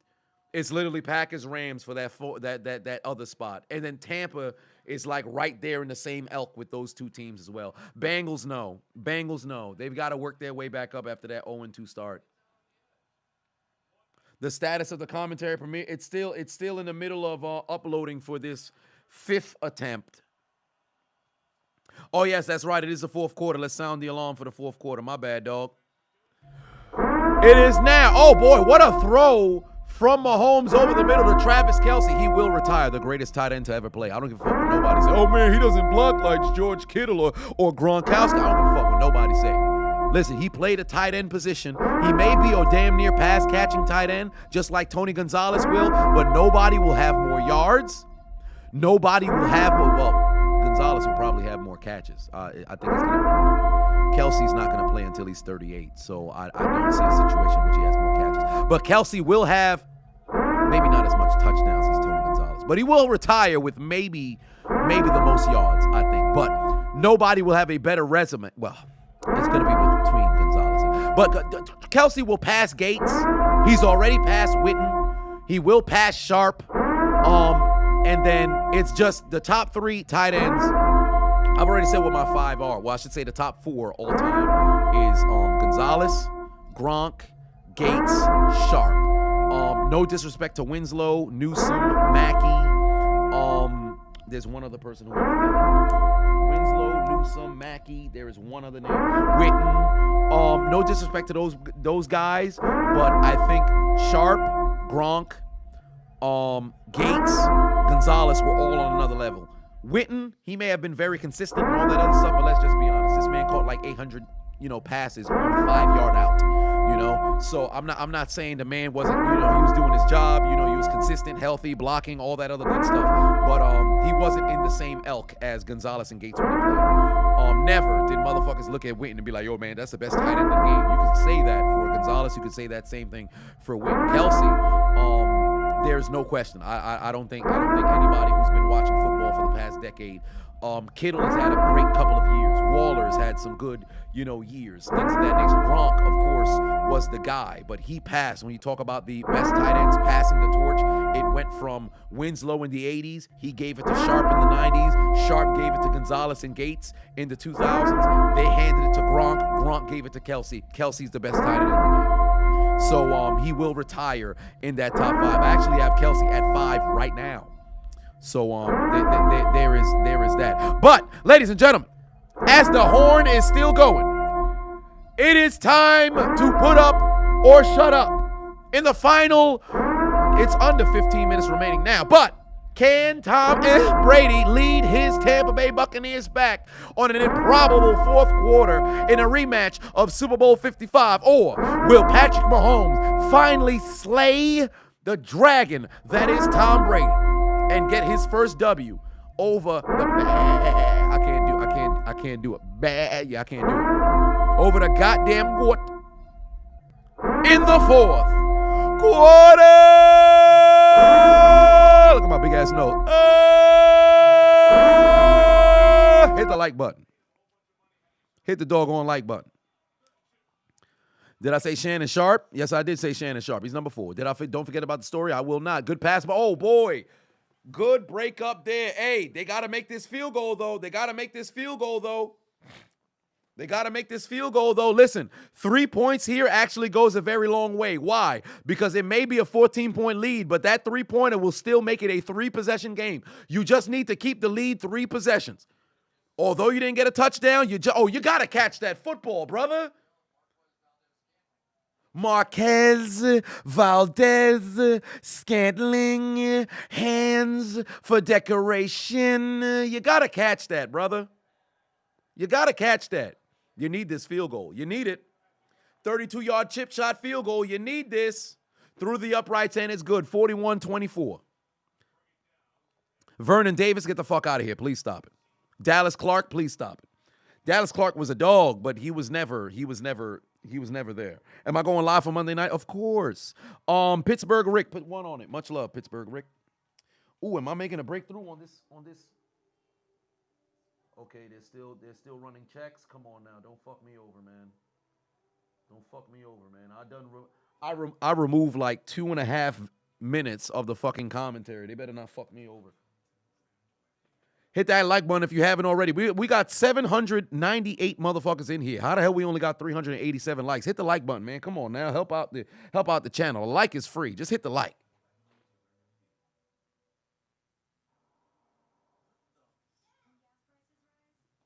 I'm multitasking trying to get this. Jordan Reed he did have potential. If that brother wasn't battling concussions left and right, we would have seen a hell of a doggone tight end. Kellen Winslow Jr. Shit. That rapist. Was it rape? I think it was. Jeffrey, put 5 on it. Said Mark Andrews plays as long and consistent as Kelsey. Would he be considered top 5? No, because if he plays long and consistent as Kelsey, Kelsey's going to ultimately end up passing Sharp, right? So when he passes up Sharp, he's going to be there with Gates, Gonzalez, and Gronk. Andrews is going to have to do a hell of a lot of work to pass up Sharp. Here's the thing, though. Sharp was the best tight end in the 90s. The best. Kelsey's still the best right now. If Mark Andrews is playing number 2, he's going to have to do a hell of a lot of stuff to keep consistent. Because remember, George Kittle, Darren Waller, Kyle Pitts is on the way up right now. So there's a number of people who's vying for that number 2 spot. When you look at the 2000s, it's Gonzalez, then Gates. And then, of course, you had Witten on number 3. So right now, can you solidify saying, hey, number 2, like right now, Mark Andrews, I think him, Kittle are both like right there at number 2 because Mark Andrews has given me a good sample size of a couple of seasons. Last 2 seasons been pretty doggone good. Kelsey had 3 of the last 4 years that were pretty doggone good. Because, of course, he had an injury-riddled season. Then he had 1 season where it was somewhat of a down season. I don't think the football was going his way or whatever. And then, of course, Waller had a good couple of years and stuff. But Kelsey's 1, and then a lot of guys are vying for 2. Logan Thomas is a good tight end, but he's not in that conversation yet. Jeremy Shockey, if he stayed healthy, yeah, Shockey was pretty doggone good, but he wouldn't have been passing. He would have still been behind. Shockey was a little bit better than he's one of those consistent tight ends, of the 2000s. Somebody like a Heath Miller. Well, I don't want to say Todd Heap. I wouldn't go Todd Heap. Hell, Dennis Pitta in the 2010s. You can make the argument for him too, being like Jeremy Shockey at the beginning of the 2000s was definitely breaking out. Could have been something special. Hell, Eric Ebron in the 2010s. This man's hands weren't just for decoration. He could have been something as well. MDJ put 2 on it. Said, would I rather fight heel Undertaker or heel Kane? I would much rather fight. Honestly, both of them is gonna be brutal fucking matchups. But it depends on which Kane I would fight because 97 to Well, I should say 97 and 98 Kane. I don't want to see that, brother. 2003 Kane. I don't want to see him either. But any other Kane, I think I can deal with versus any heel Undertaker.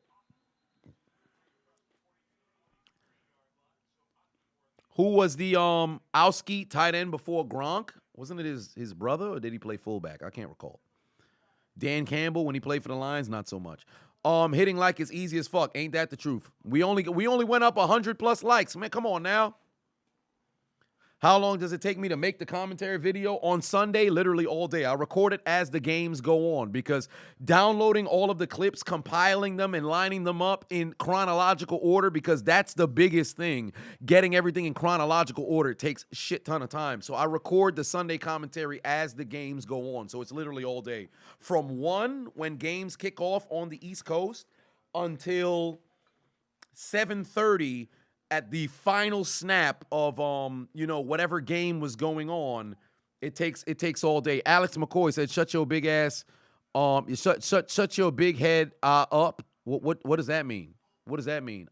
You know what? I'm gonna keep speaking for the remainder of the stream just to piss you off. Moreover, I'm gonna make sure my people dox you so I can find your address, and I'm gonna make sure I show up and speak in your mother's ear. I'm gonna say a lot of sweet, resounding words into her ear. Hey, Alex McCoy, you want to hear? I'm gonna talk to your mom as I'm taking off her panties, consensually, of course.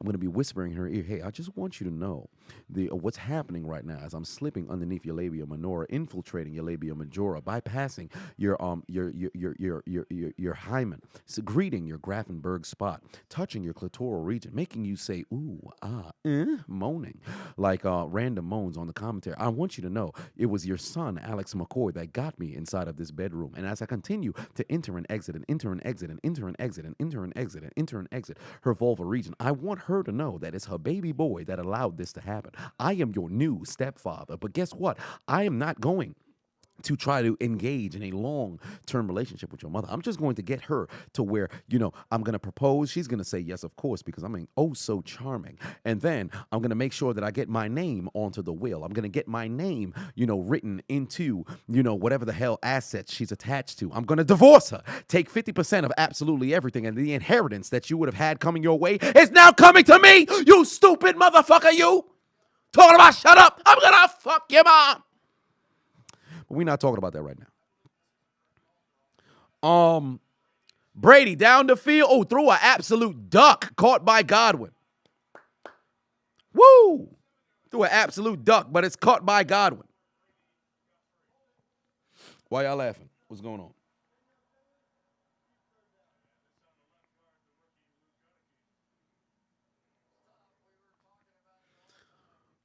Gerald put 5 on it. Said original NWO or Attitude Era DX. Which one would you join? Attitude Era DX by far.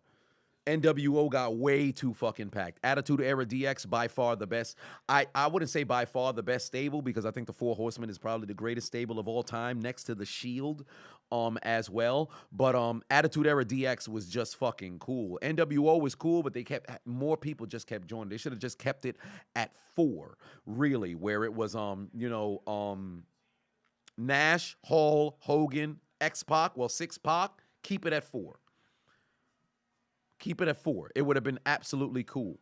But they started adding way too much motherfuckers. But Attitude Era DX, Shawn Michaels' inclination with him, China, Triple H, awesome. And then when Rick Rude, ended up going to WCW or whatever, Shawn had to retire, and it was Triple H, Billy Gunn, Road Dogg, X-Pac, and China. Beautiful fucking faction, bro. They was beautiful in the goddamn late 90s.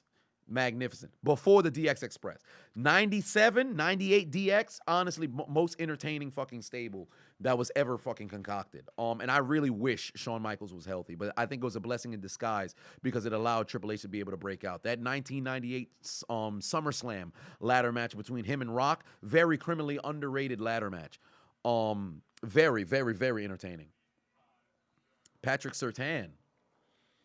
What's going on with Patrick Surtain? We talking about old corners from the 2000s? What about The Nation? The Nation was cool. The Nation was cool, but DX was by far the most entertaining. Let me take off that autofocus so it don't. Oh, I think it was already off the autofocus. All right, great. I think I'm good now. Oh boy. All right. All right. They're still running the check. I might be in the clear. I might be in the clear for the commentary. I don't want to get my hopes up though. They still running the check. I'll see in like I want to say 4 minutes. If they don't clear it, then it's gonna be a long night. And this shit might have to get posted after midnight. This is one thing man, the longer I've been doing this commentary, the more fucking problems I run into. There is no doubt in my mind by like next year or the year after, there will be no possible way to be able to post the NFL commentary on on YouTube. It's gonna end up having to be just like a Patreon fucking exclusive, but I wouldn't charge for it. It would just end up in a situation where it's like, all right, you want to watch it, come to Patreon, because they're really tripping right now. All put 5 on it. Said NWO was supposed to be an invading brand. They needed at least 10 for a beatdown purposes and the numbers game. Well, if it was supposed to be an invading brand, well, David Bergiga said Bariquas said, where's my YouTube rep? Man, I'm working on it, dog. They are not hitting me back. But yeah, it was supposed to be something like invade, but then it overtook WCW and they booked themselves into a hole. So that's where they fucked themselves. Jim Kit put 5 on it, said Aaron Rodgers should be the new try guy and try to win a championship. By the way, the W on your forehead makes it look like a Washington fan. Funny that you say that. But Aaron Rodgers had won, a championship. It's just a matter of trying to get another one. Like Aaron Rodgers, he won his championship so long ago. Motherfuckers forget that he is a champion. Like, they be treating Aaron Rodgers like that. And I've said this about Brady. I said this about LeBron, MJ, Shaq, Kobe. Motherfuckers, because they kept consistently winning, they fucked up how people view, elite players. Like, it's hard to win a championship. Because Brady won 7, now everybody looks at quarterback like, oh, man, he only got 1 championship. That motherfucker only got 2 championships. Only got 2? You know how many things have to go right? How many things for your opponents got to go wrong to win a title? You know how hard it is to fucking win? Shit's crazy, bruh. And I've said time and time again, if you look at those Patriot championships, you really got to take into account how the fuck they won. The first championship against St. Louis for the Patriots, Mike Martz kept trying to play the fucking Kurt Warner show. If he gave the ball to Marshall Faulk, Bill Belichick said it himself, if they just gave the ball to Marshall Faulk, it's not a game. The Patriots don't win. The Rams lost that game more than the Patriots won, but kudos to Tom Brady on that final drive. He, just like Eli Manning in Super Bowl 42, did a whole lot of nothing for the first 58 minutes of the fucking game. It was the last 2 minutes that all of a sudden you made the right throws to put your team in the right spot. And Eli really, outside of that Tyree catch, watch the game. He did not deserve that MVP. Brady, although he did, if you look at New England in that particular game, you could go a defensive player and give that Super Bowl MVP to. But Brady, a guy who was pretty much unknown, put together that fucking drive, finding was it J.C. Redmond? It was something Redmond a couple of times, making the right passes to, I believe he found Givens and somebody else, and he was able to put themselves in a position to win.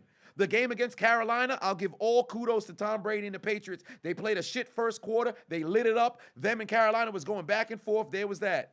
Then against fucking Philly fucked themselves. You down by 10. How the hell you have an 8-minute drive in the fourth quarter of a Super Bowl? Why are you moving slow? Where is the sense of urgency? The Super Bowl against the Giants, they fucked themselves because the front four of the Giants was absolutely eating them apart. The game against the Giants, again, they fucked themselves. When they played against Seattle, give the football to Marshawn Lynch. They played against the Falcons. You up 28-3. You ran the football 4 times after that.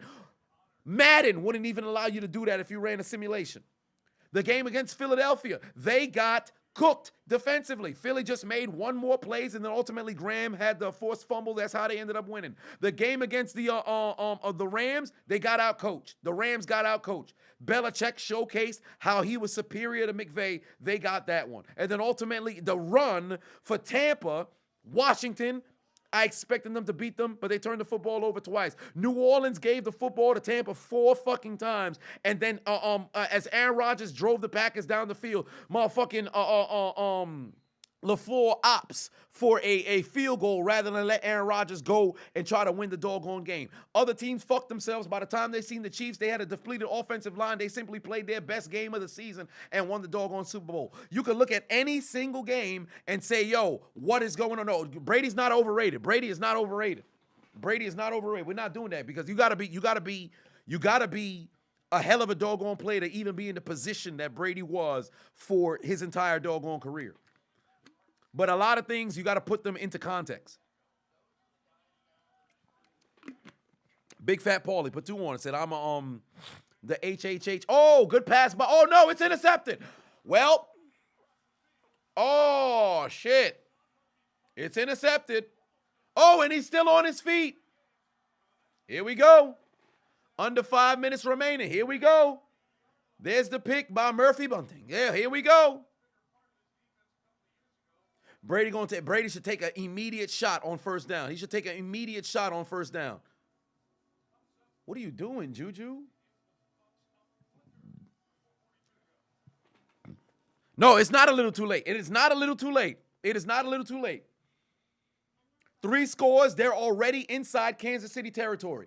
If they're able to score a touchdown within the next, I want to say, 60 seconds. I don't want to stretch it to 90 because you don't want to have the football, in a situation in Kansas City's hands at midfield if you don't get the onside kick with under 3 minutes remaining. So you want to have, if they can get a touchdown within the next 50 to 60 seconds, now they can run a little bit of business here. Game's not over. Delvin said to you, Brady is overrated. If he's overrated, where would you rate him? If, for those who say Brady is overrated, where would you rate him? Gerald put 5 on and said that first Super Bowl between the Giants and Patriots was boring until the fourth quarter. I disagree. It depends on what's your interest in football. Jordan said too late. They needed 7, not 4. I disagree. Because, for one, I need to see how much timeouts they have. Jesus Christ, how is the goddamn checks still going for this video? I don't want to run the risk of, setting it to premiere and then I mess around and get a strike. I cannot afford to get a strike at this point. So they still running checks. I'm not too sure why. They're still running checks, but it's taking much, much longer than I initially intended for this shit to go. But the Giants and Patriots Super Bowl, I wouldn't say it was boring. It was a defensive chess match. But I will say this about 42. They dropped 4 interceptions that Super Bowl. Asante Samuel, he gets a bad rap for not catching that pick on the sideline. Now, granted, he's not tall, so that last one, it kind of, went off of his fingertips, but it hits your hands. You should have caught it. But there was a point where I think it might have been Rodney Harrison, or who was the other safety? I forget what the other safety's name was. But there was a point in which there was a pass that got tipped. It could have been picked as well. So everybody puts the stuff on Asante Samuel, but there was another point in which there could have been a game-winning pick. There was 4 interceptions in that fourth quarter that the Patriots dropped that they should have had. Tracy put 5 on and said, it's crazy to me how people believe one championship is nothing while there's entire franchises without a single championship. Correct. Exactly. Brady always kind of had the best special teams and defense and offensive line. I wouldn't say he had the best offensive lines, but best defenses. Belichick always had 17. I think of Brady's 22 years. Well, now 23 years. He's had a top 15 defense in 18, maybe 19 of the seasons. Why would they run the football here? I know you want to catch people off guard, but now they got to go no huddle. He's got to take a shot. They need to get points on the board, preferably a touchdown before they hit 4 minutes. They've got to get a touchdown there. Brady is a cheater. I can say they definitely stretched that doggone rule book. Whoa. You should have took a shot towards the end zone. They're wasting time now. It's a 3-possession game. It is a 3-possession game. If Brady is overrated of top 15, what is Aaron Rodgers? Do I think the Jaguars are casually getting better? Yes, I did say the Jaguars will be a team that slightly misses the playoffs this year. It was 7-3 going into the fourth. Correct, but if you enjoy defense, it wasn't a boring game. Take your shot. Hey, Mike Evans, get up. Mike Evans, get up. Now's your time to take a shot. Well, it's 3rd down now, so you can't afford to take that shot to the end zone. They're moving way too slow now. They're moving a little slow now. They need at least 3:30 on the clock. There it is. Oh, good catch by Godwin. Now you got to take those shots towards the end zone where either your guy gets it or nobody does. They need a touchdown. They need a touchdown. This is a drive where you need a touchdown. Fuck a field goal. You need it to, well, I mean, if it gets to 4th down, then take the field goal. But good pass to Fournette. Touchdown. There it is. 331. 330 flat. 330 flat. Touchdown. 330 flat. You're in business. You're in business.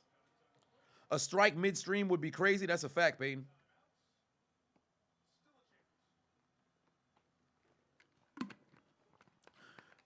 $330. Here we go. Daniel said, in your opinion, Ben Roethlisberger is the best of all time. Listen, let me tell you something. I love your enthusiasm, but you're entitled to your wrong opinion. That's absolutely foolish.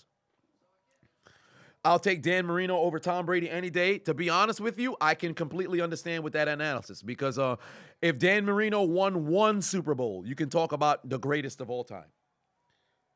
If Dan Marino, and this is one of the reasons why I always look at Brady versus Manning. If you give Manning the consistent defenses that Brady had, Peyton has a different career. Now, don't get me wrong. Peyton had his chokes in the playoffs. He did. He had his chokes in the playoffs. But look at it like this. Now, Brady had less bad games in the playoffs than Manning or any other quarterback did, right? Brady always showed up when the money was on the line. But if Brady didn't, his teams would still be good in the early portions of his career.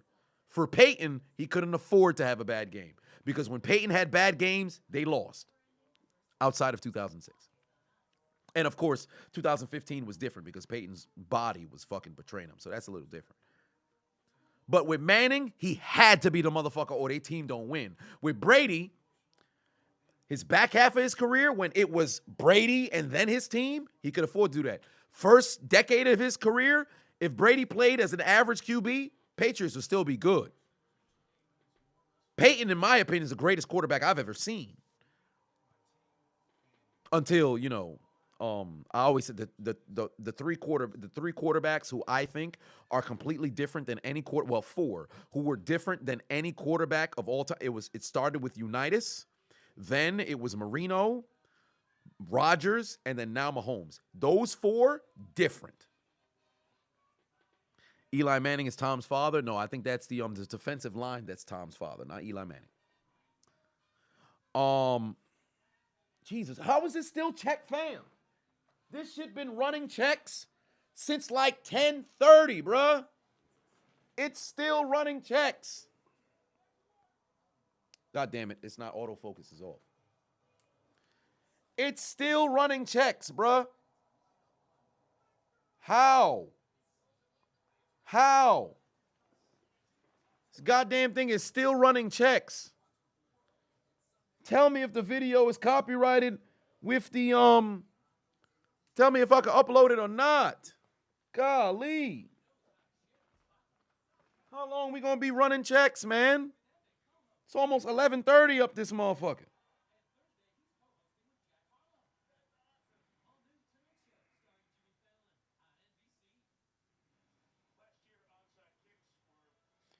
It's ludicrous. Manning is different. He basically created the audible game for QBs. I wouldn't say he created the audible game. Check at the line technically is the audible game.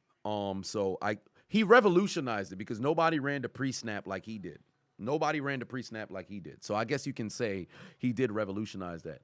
They kicked it deep. Oh, they really trust their defense. I understand not wanting the onside kick, but I would have squib kicked it. I wouldn't have kicked it deep and got the touchback. I would have squib kicked it.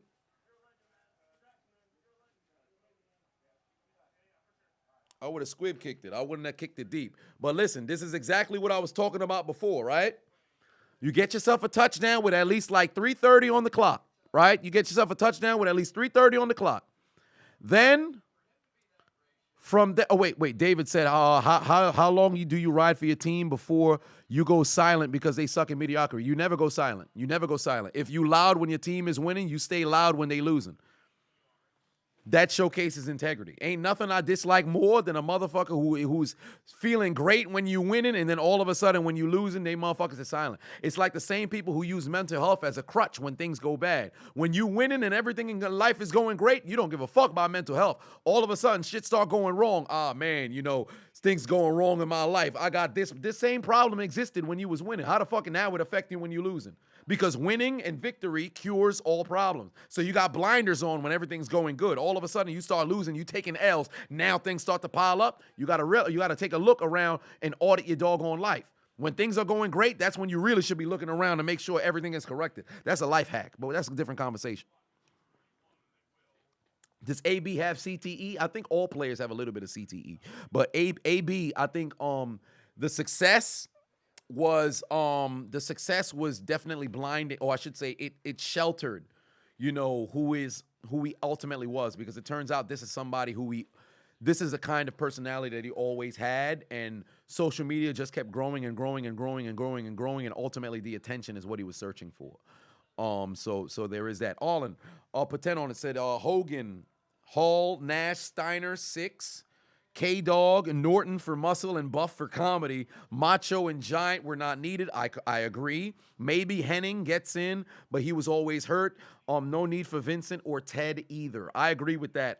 Henning, I think Henning would have been better on his own, not being in the NWO. Steiner being in there was definitely funny, so I think he can work with Steiner, because I think if he was separated, he kind of would have got lost in the shuffle. 6, absolutely. Norton. Yeah, I think if Norton was by himself, it wouldn't have. It kind of would have sucked for him. Oh, they needed that stop. Tampa desperately needed that stop. Now they got to play the timeout game. Ooh, they're in trouble now. See, now things look bleak. I'm not saying the game is over, but now you can start to say, hey, it's not over until the fat lady sings. But damn it, she warming up her pipes. How is it still checking? Nah, see now they playing with me, bro. Now they playing with me. Let me put it unlisted. Let me see if it.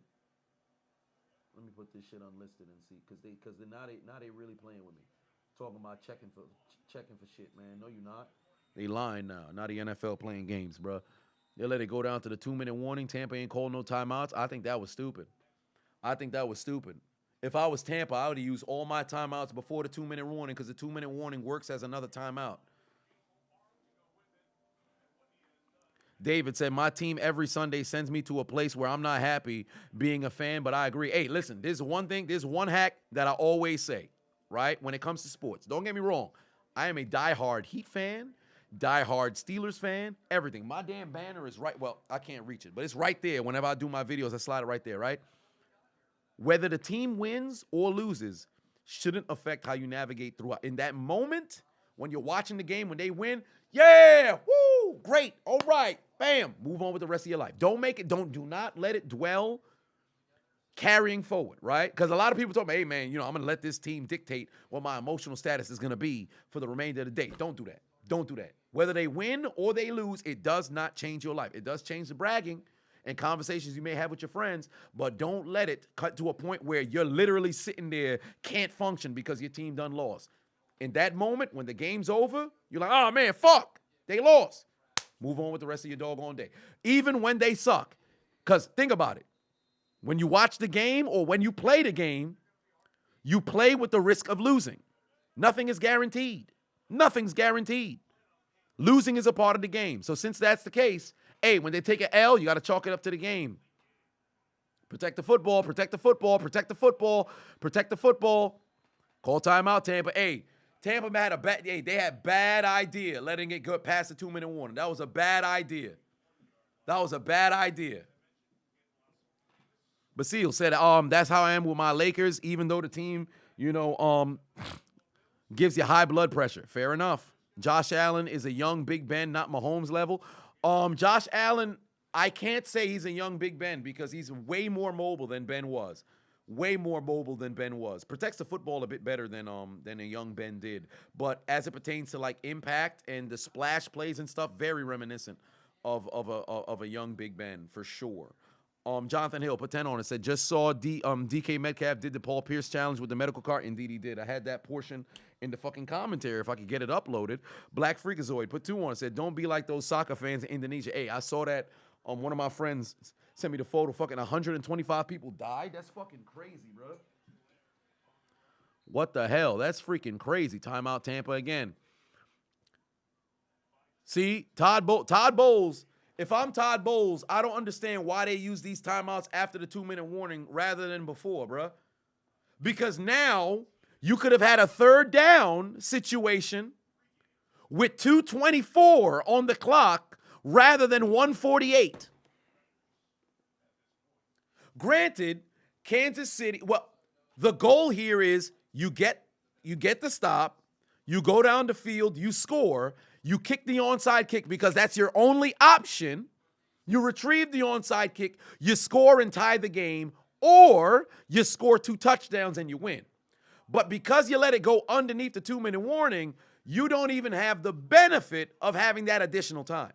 They should have used the timeouts earlier. That's a difference of 30 seconds. David said, yes, I do agree. They do struggle, but on some level, I feel like it's my struggle as a friend. I'm glad you just as I stay loyal to my team. Cheers for the weekend, bro. Yes, indeed. Cheers. If I was drinking today, I'd definitely toast a cheers. Hey, that's game right there. That's the first down. That's game right there. Clyde Edwards-Helaire picked up the first down. That's game. Oh, no, but there's laundry on the field. Is there laundry? Yes, there's laundry. Hold on the offense. It's coming back. Oh, guess what now? Guess what now? They're going to run the football because you got to run some time now, right? This is where Tampa just fucked themselves. This is where Tampa just fucked themselves. Because guess what? You use those 2 timeouts before the 2-minute warning, right? You get the hold on this next run. Guess what happens? The clock runs to 2 minutes. And then you get the football back with like 150-something. Because you let the 2-minute warning go and pass, they're going to get the stop. The time is going to run. They're going to get the football back with like, let's say, 53 seconds. Depending on how soon they stop. Come on, man. They don't come on now. Tackle them. And some additional time. Come off the clock. They're going to get the football about 48 seconds. What do I think about the AFC South? I was going to say it was Tennessee's division. I do like Jacksonville being 1 game short of making the playoffs. Indianapolis will make a resurgence in the middle of the season. I believe it's still Tennessee's division to lose. No real faith in the Texans, but I still do believe it's Tennessee's division to lose. Preston put 5 on it. Said if Troy Polamalu was still playing on D, would Pitt have more wins? Well, if he's playing alongside Minkah Fitzpatrick, absolutely. Do I think today's teams would be affected by his skill level? Name a better safety. I think there are 3 safeties in 3 NFL, 3 safeties who you can argue were better than Polamalu. I think Ronnie Lott. I think Ed Reed, despite the fact that Ed Reed played free, Polamalu played strong, and Ronnie Lott was more free than strong, but he was kind of he could fit into both. And then ultimately the other safety would be Brian Dawkins. I think Brian Dawkins and Polamalu are one and the same. Polamalu just had the postseason success that Brian Dawkins so desperately needed. But I would say those are that. But would Palamalu's would his skill level affect today's game? Absolutely, it would. But there were some hits that he would be flagged for today that he didn't get flagged for then. Arlen put 2 on, said, how and when would I have ended the now in WCW? What do you mean? How would I ended the NWO in WCW? I would keep it as the original. Well, look at that. 45 seconds. They're gonna get the football back at their own 20. They could have got this back with an additional minute.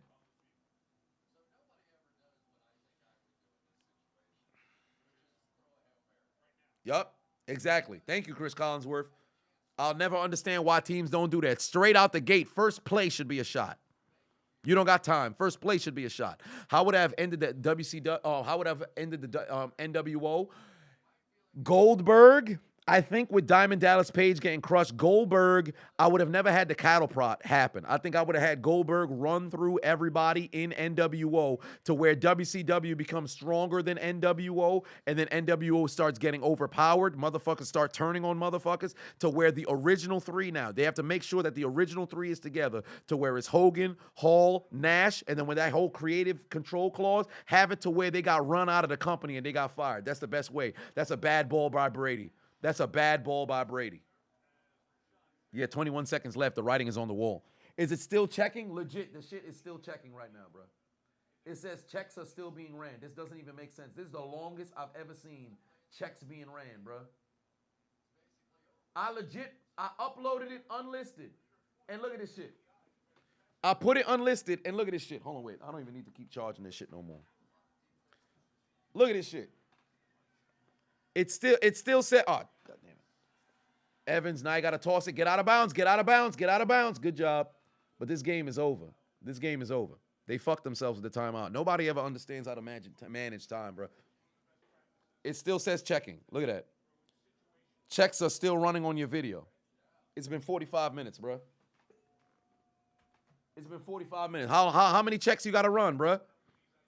How many checks you got to run? They playing games with me, man. They really disrespecting me.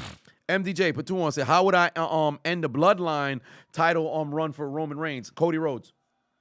Have him hold it until WrestleMania. Cody Rhodes is the guy. Good tackle there. Are they going to keep it running? No, he went out of bounds. John put 5 on and said, where does Jason Witten rank on my best tight end list? I would have him at 7. Behind Gonzalez, Gronk, Gates, Sharp, Kelsey, Winslow. I believe he's behind all of those guys. He's at 7. They lost by 2 scores. I told you it was too late. Clock management was what really fucked them. Get out of bounds, you fucking idiot. Well, game was already over anyway. It was already over anyway, but he could have got out of bounds to where they could have took a shot to the end zone to at least have a moral score. But great game by Kansas City. 41-31, enough to win the doggone game. They smoking on that Brady pack. They smoking on that Brady pack. Why? Because it's free real estate. It's free real estate. It's free real estate. It's free real estate. It's free real estate.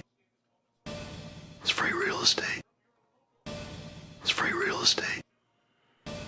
It's free real estate.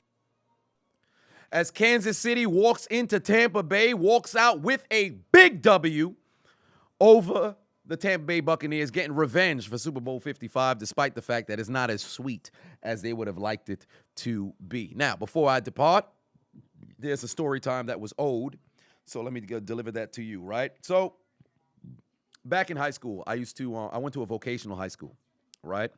I went to a vocational high school, and I was in carpentry, so pretty much construction is what we were doing, right? And we used to work with a number of different saws. And there was a girl named Leah. I remember she was the first girl that I had seen when I was in college. About to say college, when I was in high school. Very, very big booty.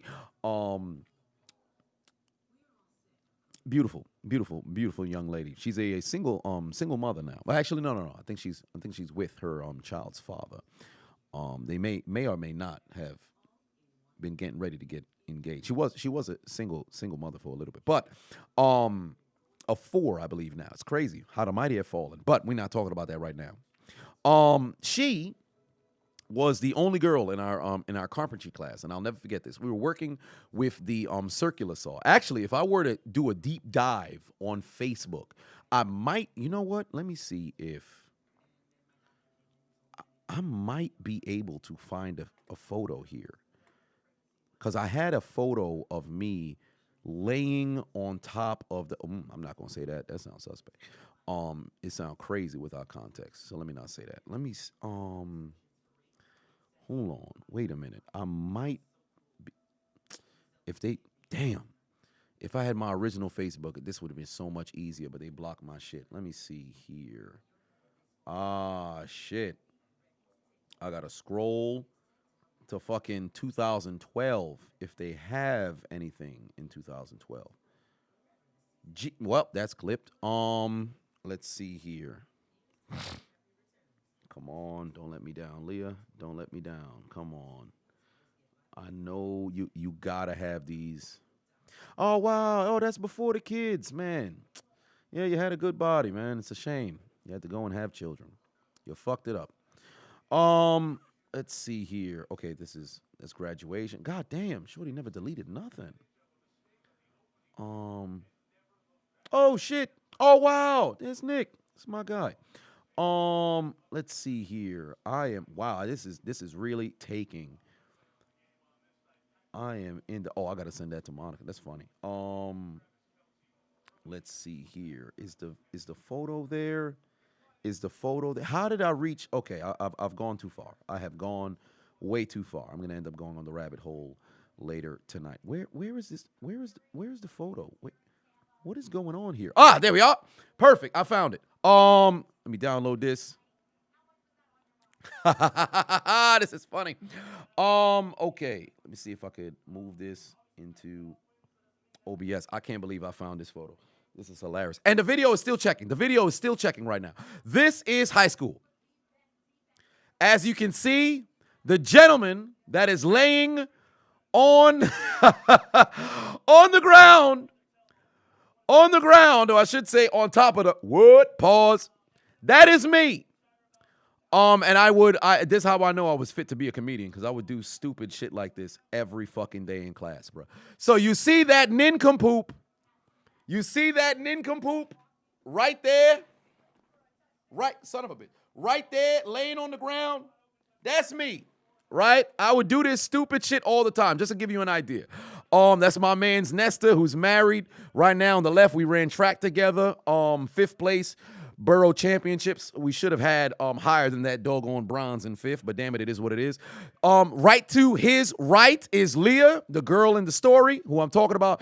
I cannot remember who this brother in the blue hoodie's name is with his head up. And that is Malik on the right-hand side. But the people who are important in this story are myself and the young lady in the background, Leah. As you can see, she is biting her lip. She wanted the Haitian sauce. We're not talking about that right now. She did not, unfortunately. But, so in this class, we used to use the circulars. I literally had to go Google it. This is how you know my fucking. I don't make these shits up. So we're in class, and if for those of you who don't know what a circular saw is, let me pull up a photo of a circular saw. If you don't know, this is perfect. Thank you so much, D. Walt, because they got it right here. Let me download this photo of the circular saw, because that is the exact circular saw that we used. Son of a bitch, it's a goddamn web photo. I need okay, maybe this one is a regular, I don't need a web photo. Give me a son of a bitch. This is not going the way I liked, so we will use a different brand. Help me out here. Thank you. That is a JPEG. Perfect. Okay, so Marv is in the building. Said now if only. Wait, let me make Marv a moderator so you can see it. He said now if only we could find a do-rag for that nose. What do you mean by that? What do you mean, fam? I know where you live. What? I know exactly where you live, bro. If you got some problems, I'll pull up on you.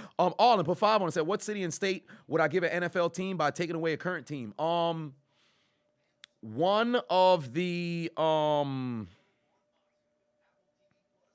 Rams, LA Chargers. LA only needs one team. Moreover, New York Jets, New York Giants, I think the metropolitan area only needs one team. I would move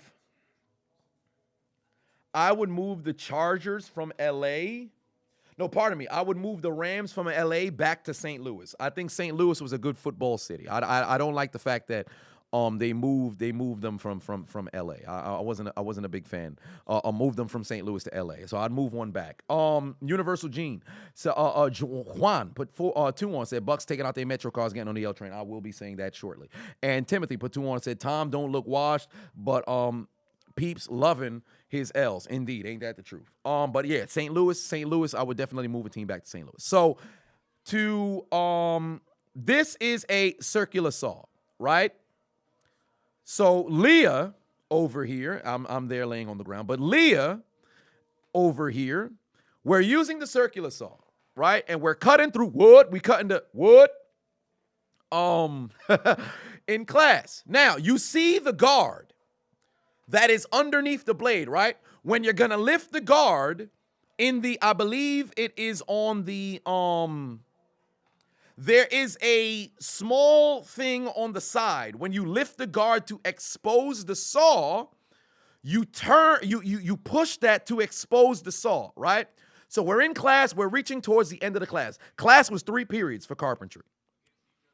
Leah decided, well, we're cutting through all this other, and she's incredibly clumsy. Like this, and she used to have terrible period cramps. So it was the first time I ever experienced like watching bad period cramps in my life. Like I grew up in a house where it's me, my father, my brother, my mom.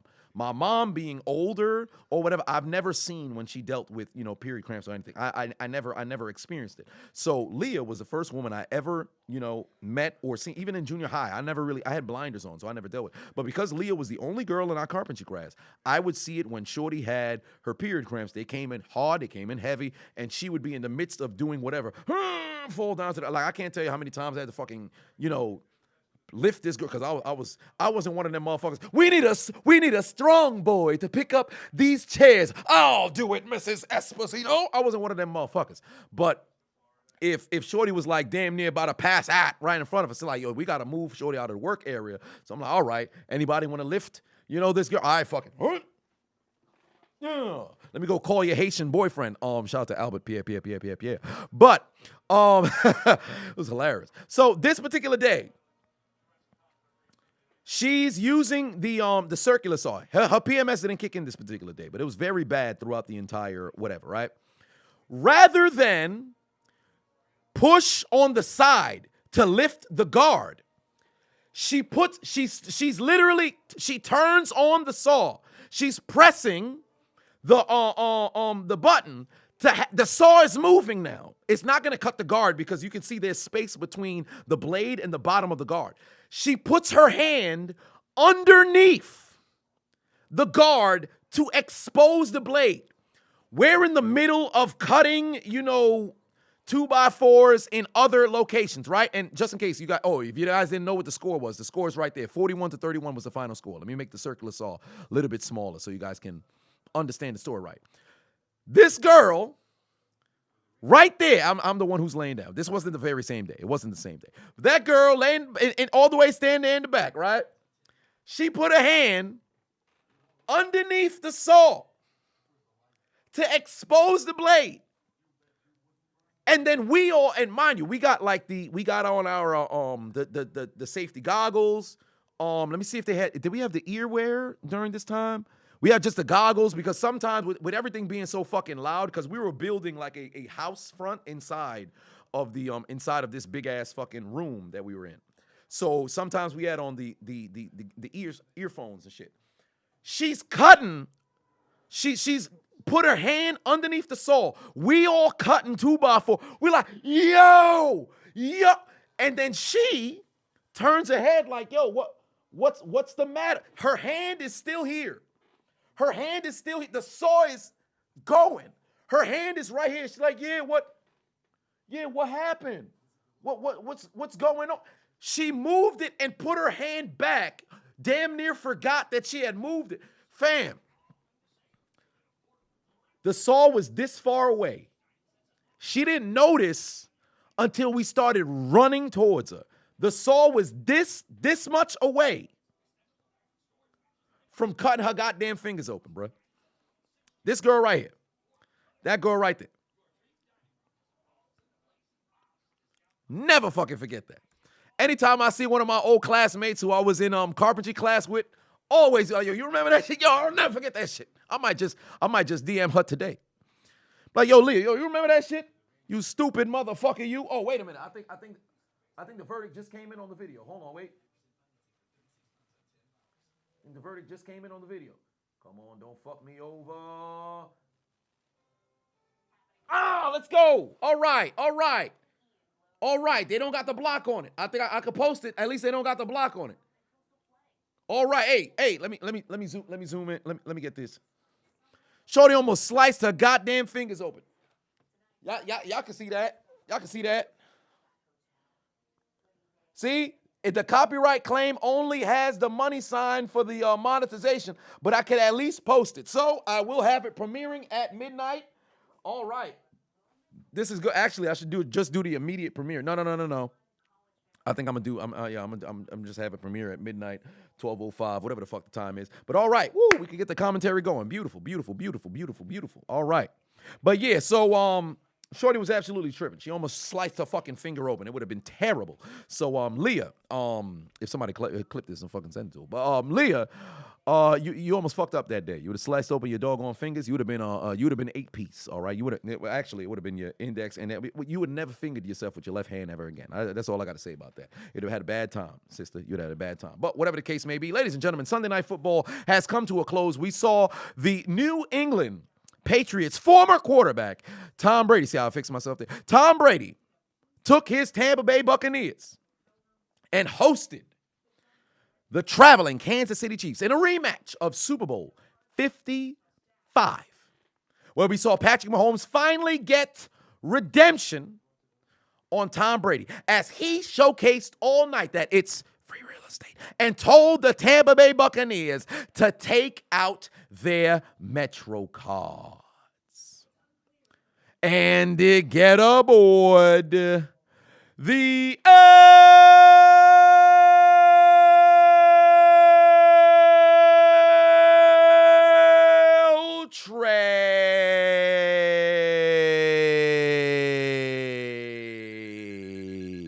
Drop their life points down to 0. They had a bad time.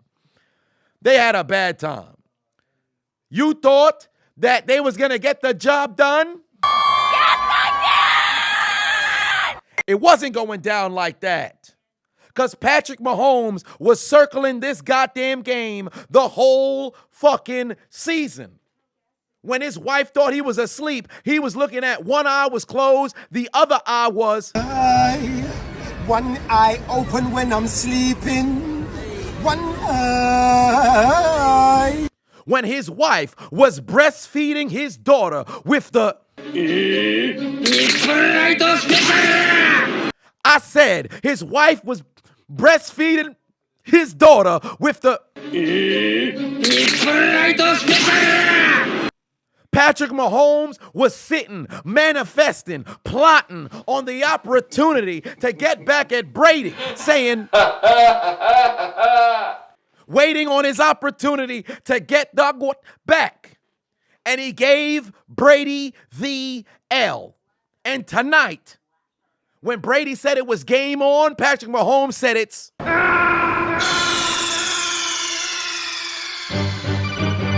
are you okay? Snake?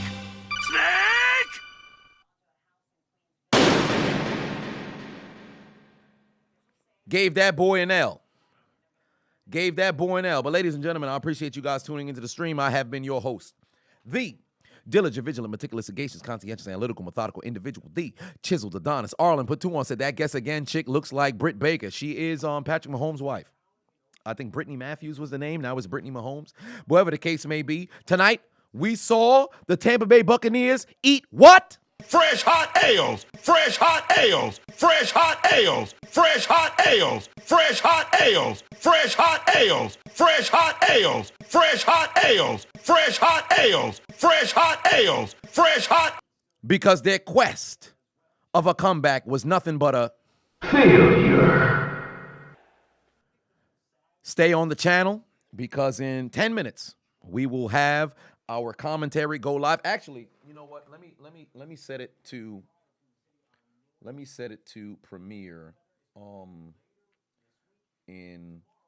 Let me just set up the doggone premiere so you guys can go straight from here to the premiere.